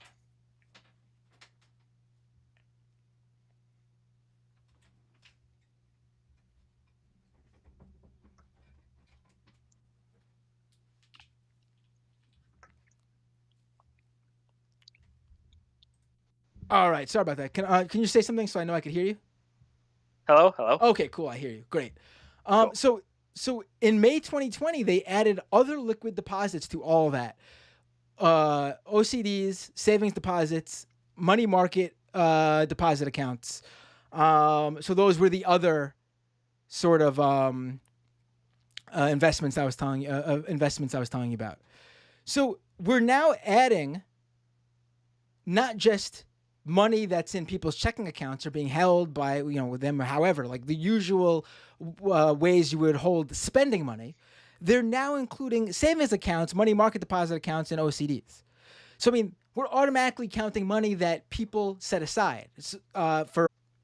So to use that chart to say this money is all being used for goods and services, and then on top of that, ignoring the velocity of M1 money chart that shows that, again, I explained the velocity means the actual money being spent to buy goods and services.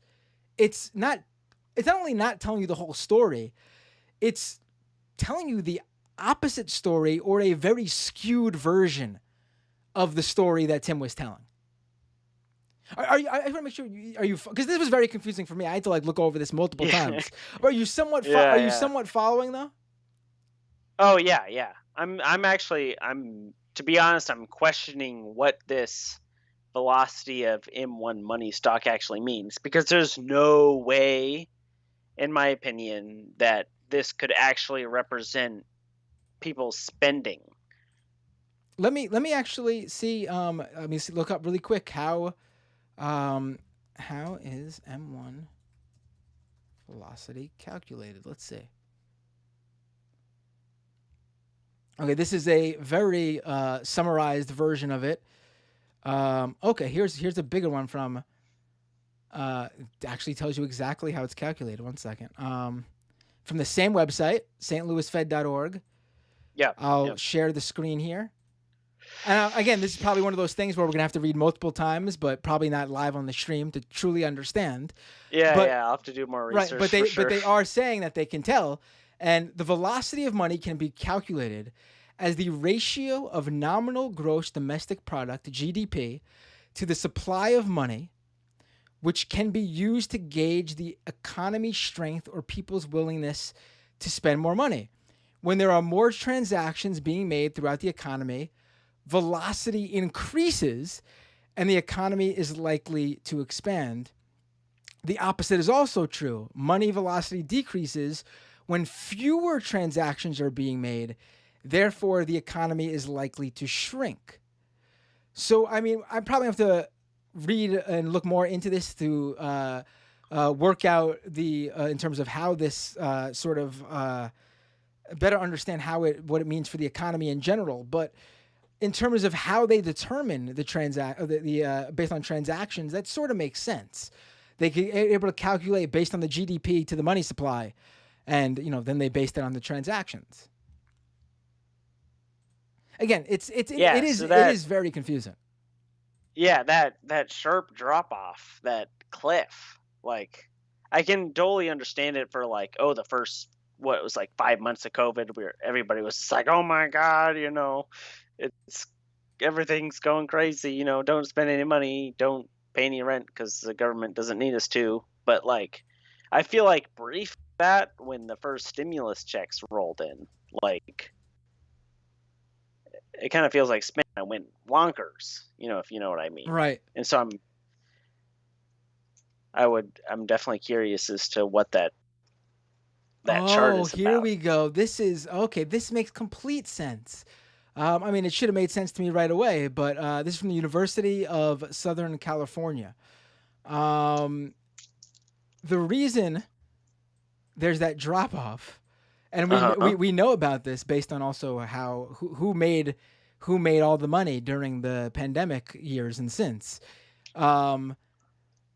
It's basically because the top 10% and corporations hold so much of the money supply right now. So the spending. Yeah.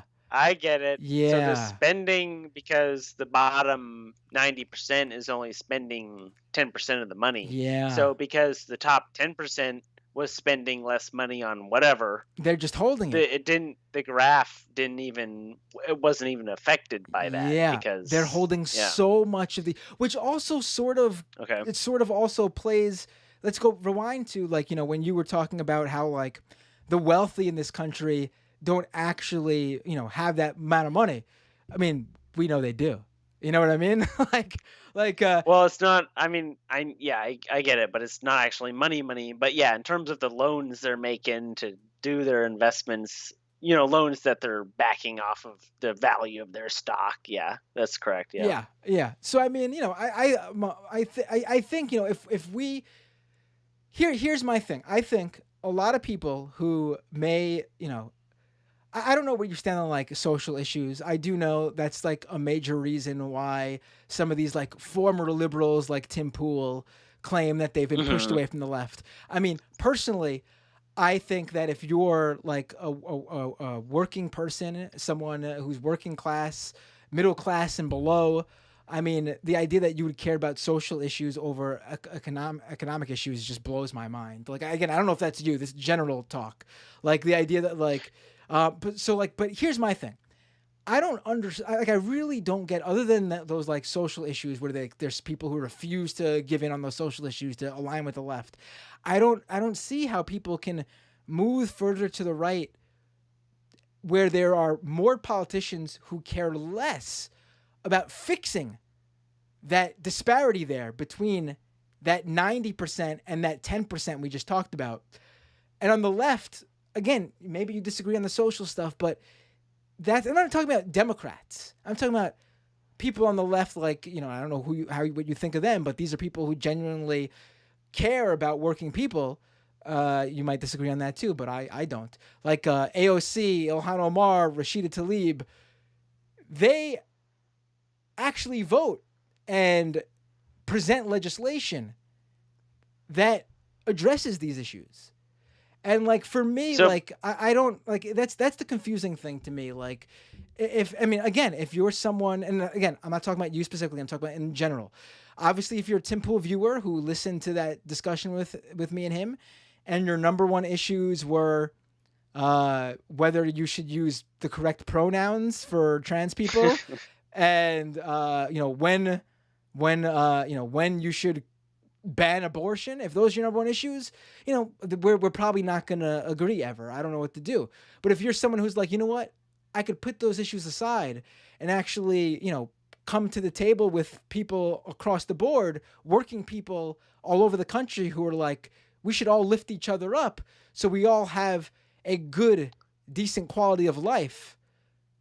And yeah, so basically, I mean, I think most people kind of agree that we need to help poor people or people who are disabled or whatever. But the matter is, where is the balance between how much energy we can suck from the people who are able to work to help those who can't work or who need the help? And I do believe there is a balance for what is economically realistic in terms of taxation and government corruptness or whatever. What for that topic, what countries do you have an example of that have been able to pull this off? And what are their tax rates? Well, I mean, the U.S. had a much more equal.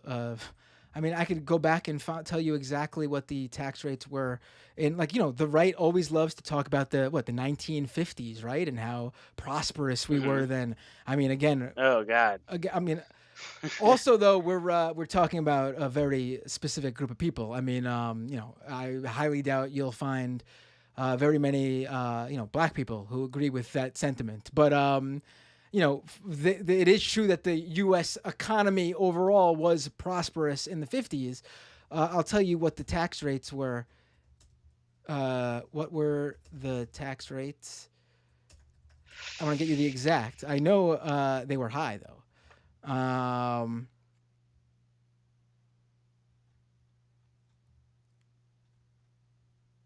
me see. Oh, you maybe cut out there? Okay, you're there. Cool. The top marginal tax rate in the 1950s, 91%. Oh, they taxed 91% of their income? Yeah, the top marginal tax rate. And what What income bracket was that? Let me let you know. Let me see what this is. So this would be.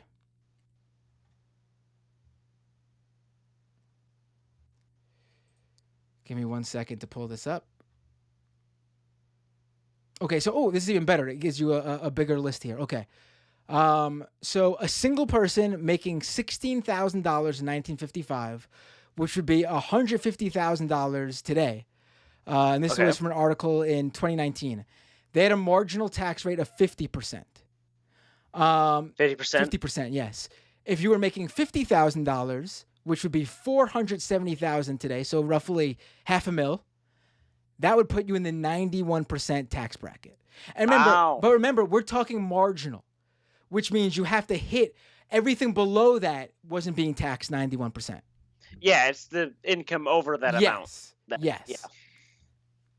And I mean, listen, if the right really loves this 1950s so much and everything was so great then, this was a major part of it. This was a major part of it. The idea that everyone was much more on an equal playing field. The very rich were being taxed at a rate that was able to then go ahead and put more money into the infrastructure and growth of the country and the economy. I mean, the thing is, I don't know I don't know what to say to people who go, "Oh, I missed the 1950s," but then also don't care to see what they need to what was going on in the 1950s and what sparked that what helped spark that economic boom, or was part of that economic boom, I should say. Yeah, but in terms of in today's economy, what would there be any basically would people, or people in this case, would they potentially be less incentivized to produce the inventions or whatever, that they do to make stuff if they were punished at such a low level? I mean, to me, 500, it's like, oh, you're wealthy, but it's like, oh, if you actually worked your ass off and you're a genius, like, you deserve that. But what are some countries in their tax rates? I know, like, Scandinavia, certain parts of Canada, I know they have the universal hair and stuff. But what are the tax rates? Looks like just a really quick overview here. And I'm seeing different things on different lists. So I'll go to Wikipedia, which should have a fairly aggregated list. In Belgium, apparently, they have a 79.5% tax rate. That's the highest marginal rate. Finland got 66.75%. Portugal, 64%. Switzerland with close to 60%. Japan's got 56%.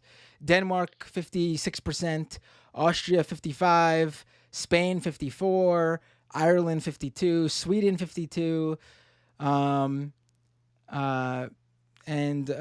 There's a whole list that could go on. And then we got the U.S., which is nowhere even near that. I believe it's like the highest marginal is like less than 30, I think. What about their lowest marginal, or not lowest, but for people who make basically the equivalent of minimum wage? Well, there are countries that have like a 0%, but we're talking like Afghanistan and Albania, Algeria. Yeah. Argentina. So I remember looking this up a while back, and it seemed to be it was like a 40% tax rate for people who were not making, making the equivalent of minimum wage here in this, including their income tax as well as their Social Security. Let's actually compare. Someone in the chat brought up a good idea. Are you familiar with the happiness index, where every So the happiest countries in the world based on the happiness index, and we could look at the tax rates and compare. Number one happiness rated country, Finland. They're number 2 on the list right after Belgium and the highest marginal tax rate. Next up, Denmark.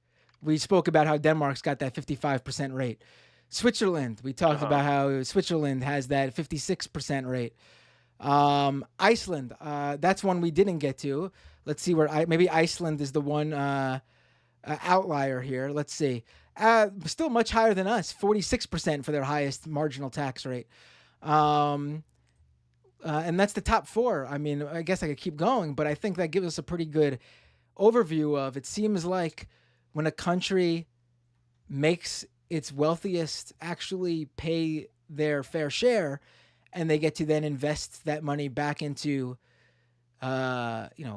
programs that help the society that lives there, the citizens of the country, the vast majority, whether it be the social safety net, public infrastructure. Seems like the people who are in those countries are quite happy with how things are going and have a much higher quality of life. Yeah. So, but what are the lower brackets of income taxed at? In those countries specifically?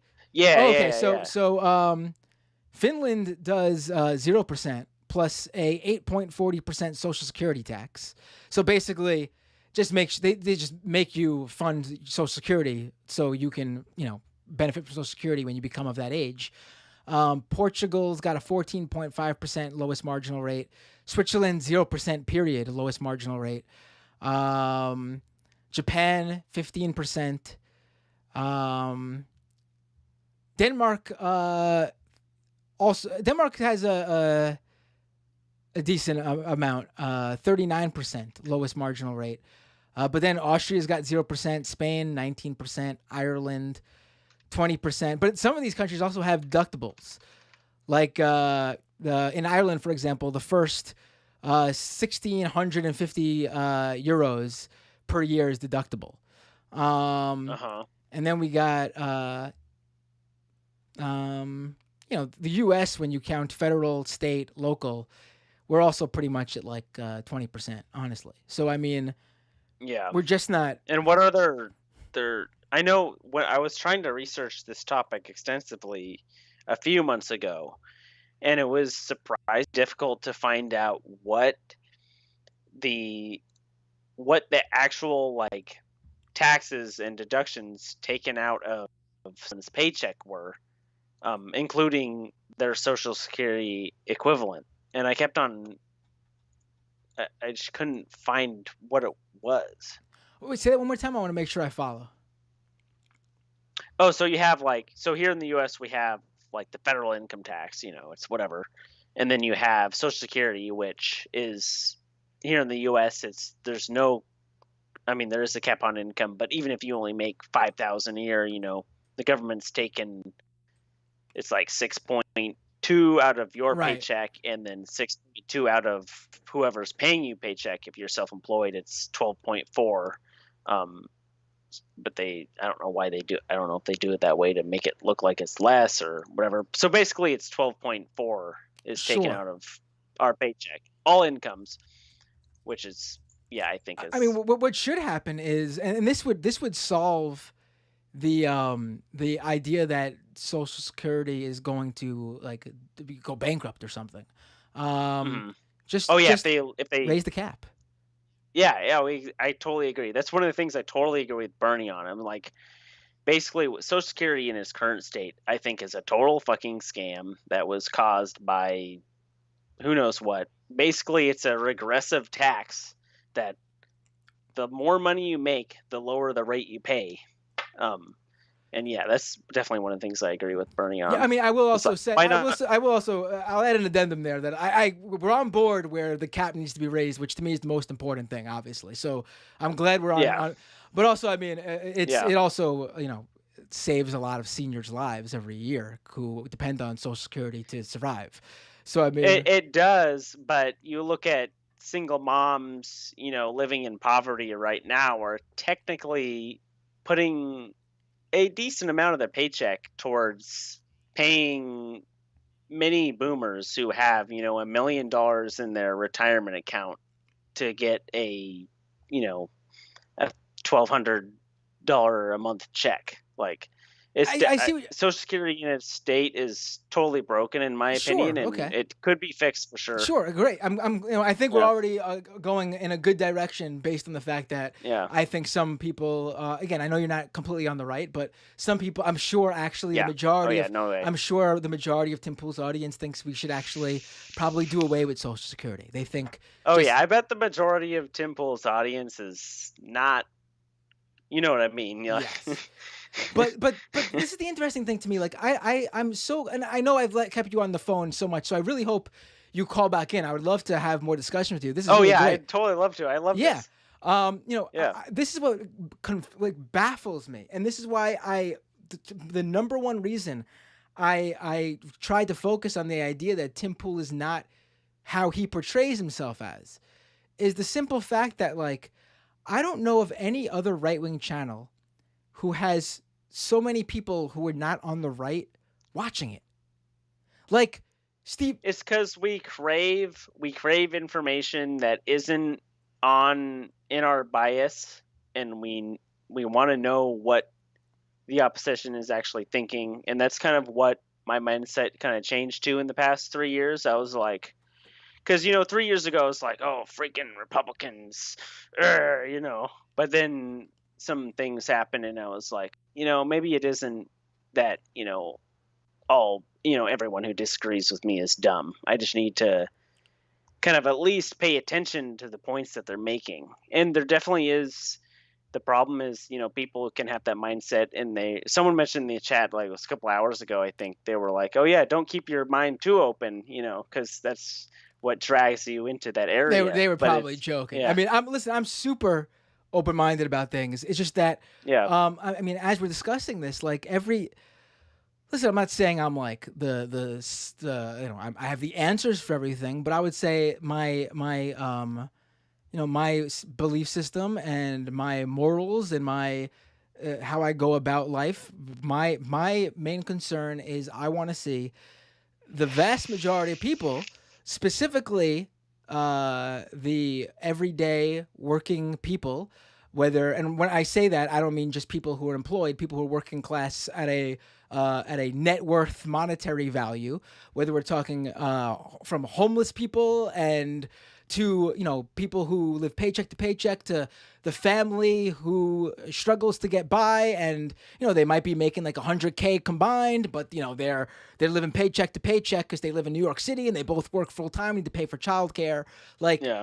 I want to see those people for once in my lifetime actually be the priority, which we have never seen. And I got to tell you, we could talk about how both parties suck. And I agree with you.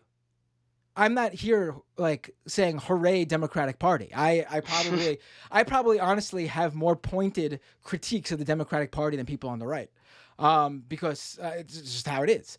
However, if you look at the individual politicians who actually care about that group of people I mentioned, who are just forced to play along just so they could get whatever bills or laws enacted or passed, I can name a handful that are Democrats.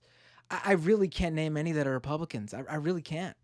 If you could show me a Republican who actually has done something when it comes to the financial situation of the working class, I would love to see it. I would love to see it, because I just don't. Yeah, I mean, Republicans, they do talk about having lower taxes and stuff, and I know that the Trump tax cuts is something I don't fully understand, but I'm in the lower part of income where they actually highly benefited me. That he raised the standard deduction on a 1040 from 60 something hundred to 12,000. So basically you're taxed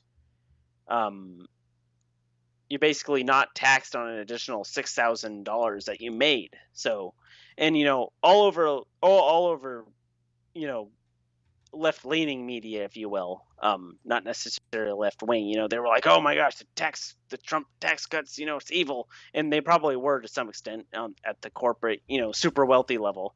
But it was like, wait a second, my standard deduction was doubled. So I mean, that's And that that's sort of like that's what they want, though, right? Like that's sort of like the bone they threw to you, so they could, benefit their rich buddies without rocking the boat for you, right? I mean, like it's. But I mean, a 6,000 increase in the standard deduction was huge. And I think I'm pretty sure. I mean, for my taxes, I know that was the Trump tax cuts were overhauled, but and we're. I probably make. I make more than you, but we're probably in a much similar income bracket. I don't make that much more than you. Also, I live in New York City too. I don't know where you live, but I'm spending a lot more in terms of basic like rent and everything. Basic stuff. Yeah. But I got pretty much this. Like, I'm pretty sure they did away with the Trump tax cuts, but kept the rates for people like you and me the same. Oh yeah, I don't even know if they did get away with the Trump tax cuts. Did they? I think something was overhauled here with the tax cuts. I'm almost positive. It's been a while, but let me see.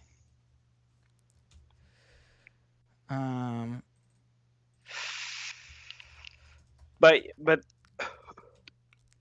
I'll have to look. That could have been something that actually added to the inflation problem.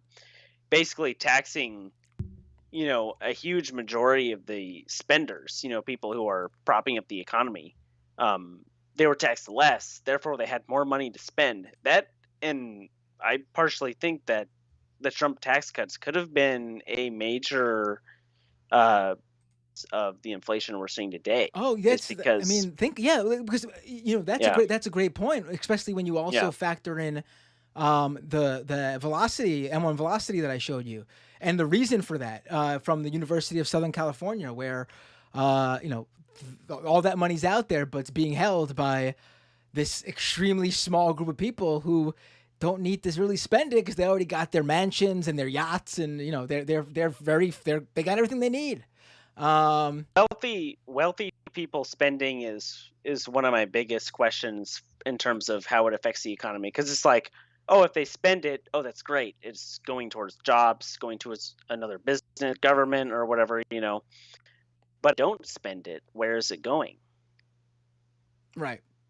It's stored in a bank account that then gonna loan it out. They hold it, obviously. I mean, we know that the M1 chart that shoots up that Tim Pool showed us, we know that now includes savings accounts and money market accounts and things like that. But it doesn't include, stock holdings and investments like that, securities, things like that, crypto holdings. We talked about crypto earlier. Well, yeah, but if they buy something with it, even if they have the most abundance of money, like they have all this money, they're either going to spend it, which puts it back into the economy, or they're going to put it in a savings account. Yeah, which the bank will then lend out, and then it'll go into the economy. So it's like, it's hard. No, because they don't lend that money out to like Elon Musk is when he takes money out on his stock holdings. Like what are we seeing him like purchase? So he's borrowing money from a bank and using his stock as collateral. Yeah, and then so once he has the money, it's borrowed. Like this doesn't spending it on something. Like this doesn't necessarily. If he doesn't, this doesn't necessarily mean though that he's, because remember a lot of these guys, they do that game, that parlor trick where oh look, I'm not taking a salary, or I'm only getting paid $1 salary. I mean, we know. So what they probably do is they probably borrow what they like. He's not like borrowing like billions upon billions of dollars and going out making extravagant purchases every day. What he's doing is he's probably borrowing on his stock for like still an extravagant lifestyle, but like nothing crazy, probably to pay off the utilities for his 10 different properties, throwing a party maybe, things like that. And all that money goes into the real economy. Yeah, but he's not spending the same amount that like a 1,000. Like he's still just one man buying food for one person when he goes out and spends his everyday money. It's not like when he goes out and needs to buy a light bulb because his light went out. He's still one man who's buying a light bulb. It's not the equivalent to like 1,000 of us going out and needing to make a purchase. So I mean, he's just not spending the same amount transactional wise. Yeah, but I mean, even if he is even if he's not getting paid, he's still borrowing the money. If he doesn't spend the money that he borrows, it's still going back into the economy to fund jobs and, other businesses, which will then use it to do whatever. Well, he's not. I mean, let's stay with the Elon Musk example, I guess. But I mean, Yeah. he's not borrowing Yeah. he's not borrowing his own money to do this. I mean, He's using his stock as leverage to get the but loan. not even really doing that anymore. I mean, look at SpaceX. They got like SpaceX. billions and billions of dollars from government subsidies direct. I mean, the U.S. government's paying tens of billions of dollars to SpaceX. Are they actually paying SpaceX billions of dollars, or are they just giving tax credits? No, it's There's actually no net money coming from the government to SpaceX. SpaceX just doesn't owe that tax money based on what NASA is paying. If that makes sense. Directly. This is the most recent contract. NASA is literally paying $2.9 billion to SpaceX right now. This is the most recent one. And in terms of Elon Musk's government subsidies over the years, this was an article from April 30th from Grid News. Tesla and SpaceX have received more than $7 billion in government contracts alone, and billions more in tax breaks, loans, and other subsidies. So I mean, he's not really like, he's not when he's like starting a business. He's not going out and going, "Oh, I need to crack open the piggy bank and take my own money." He knows. He's and I can tell you, maybe not as much as Elon Musk because of who Elon Musk is, but a lot of these guys work the same way. They're not using their own, like, the risk reward. Like, you and me, if we wanted to start a business and our business fails, we're gonna have to work. Yeah. We lose something. Like, we feel the pain. Yeah. These guys, they go out, they start a business, it fails. Hell, they might even come out on top and make more money back with tax write-offs. I mean, it's not a fair. We're not playing on a level playing field here. You know what I mean? Yeah, definitely, for sure. Listen, I really enjoyed this discussion. I didn't realize how long we were going, and I appreciate you taking the time. Feel free to call back anytime. Awesome. I love chiming in on these streams. I knew that I was, paying too much attention to personalities such as Tim Pool, and I was like, as soon as you came on his stream, I was like, oh my gosh, I gotta follow this guy. And now you're like one of my favorite channels to watch on, because the chat isn't too big, so it's like people actually respond. Where I used to go on Tim Pool, and it's just a shit show of like, blah, blah, blah, blah, Right, like, and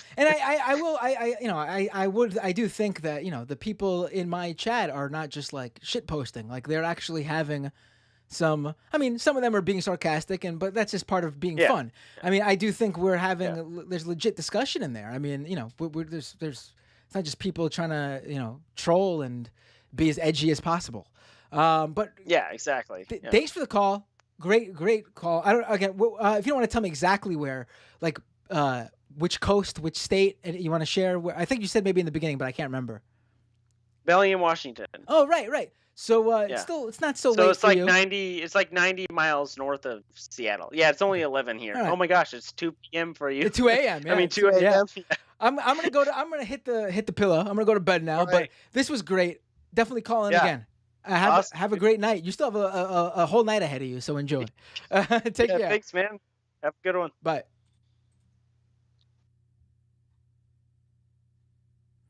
All right, folks. I don't know if you got the gist of this, but no more calls. I did not intend to go that long, but hell, if you call into this show and tell me you found me from Tim Pool, you better believe you got my attention.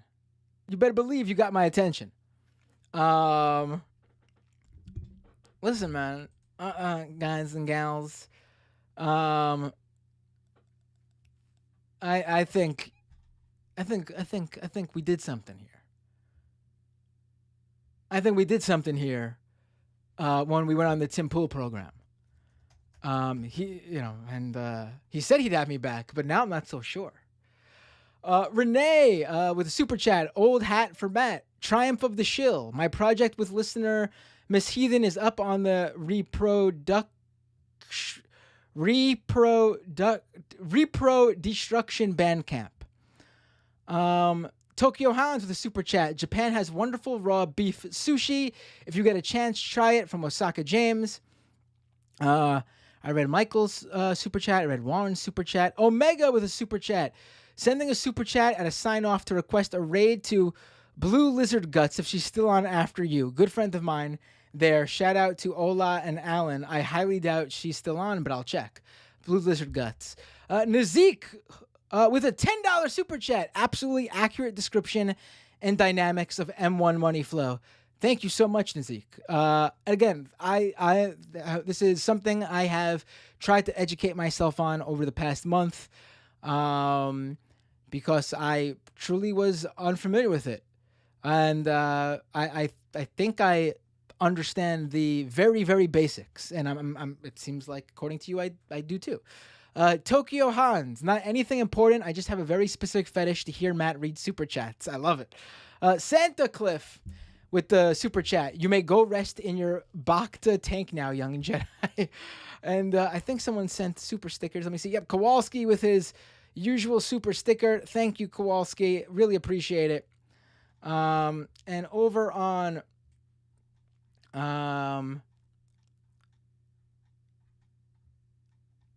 Twitch, we got Robot Monkey Cat with a resubscription to Tier 1 7 months in a row. Thank you, Robot Monkey Cat. And a comment from Robot Monkey Cat too. As a journalist based in New York, have you considered reaching out to your junior senator for an interview about crypto? I have. I've also thought about reaching out to a certain senator in Massachusetts who's been very good on the crypto beat. I will be reaching out to both, for sure. And again, thanks to the Progressive Brat for the raid earlier. Tyrion1803, thanks for subscribing via Prime on Twitch. Yugi Lost, thank you for the subscription on Twitch. Tiny Panda 3, thank you for resubscribing on Prime 4 months in a row. Awesome. And over on Patreon, I didn't do any Patreon plugs in this stream. I did on the episode, but not on the live stream. Folks, patreon.com/MattBinder. If you can afford to throw me a Patreon subscription, this is the most important one of them. I mean, obviously, drop super chats. If you prefer that, drop your Twitch. The Twitch Prime thing costs you nothing, and it's the equivalent of giving me a monthly subscription. Definitely do that if you're not already a Twitch Prime subscriber.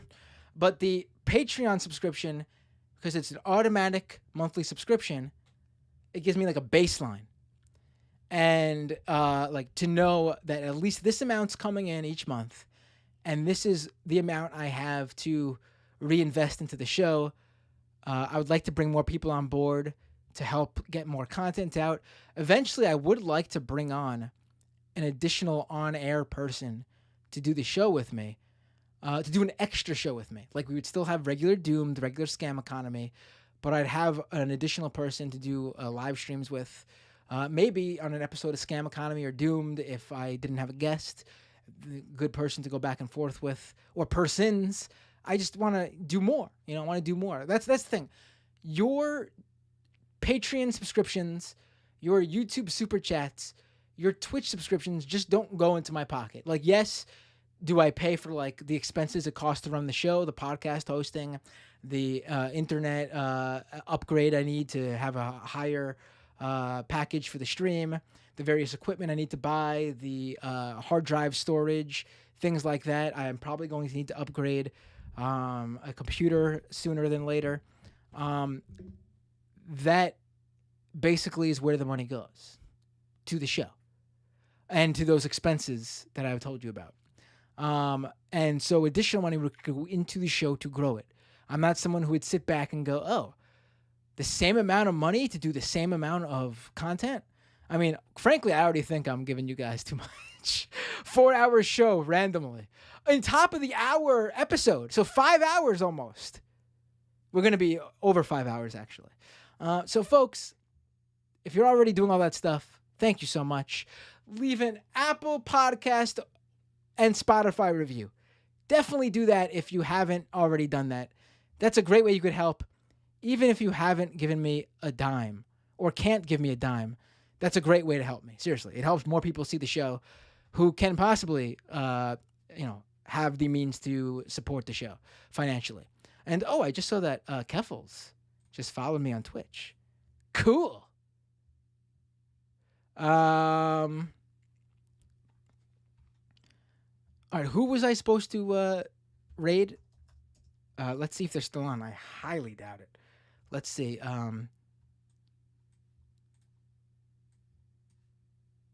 Let's see. Blue, Lizard. They're not on. Sorry. Who should I raid? Who should I raid? And then that's it. Show's over.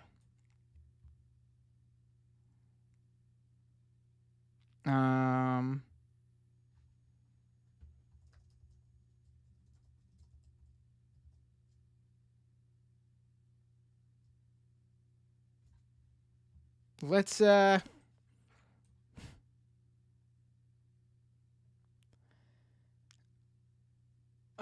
Julian Field from QAnon Anonymous is on. Let me raid him. All right, folks. Have a great night. I'll see you Tuesday on Doomed and next Thursday on The Scam Economy.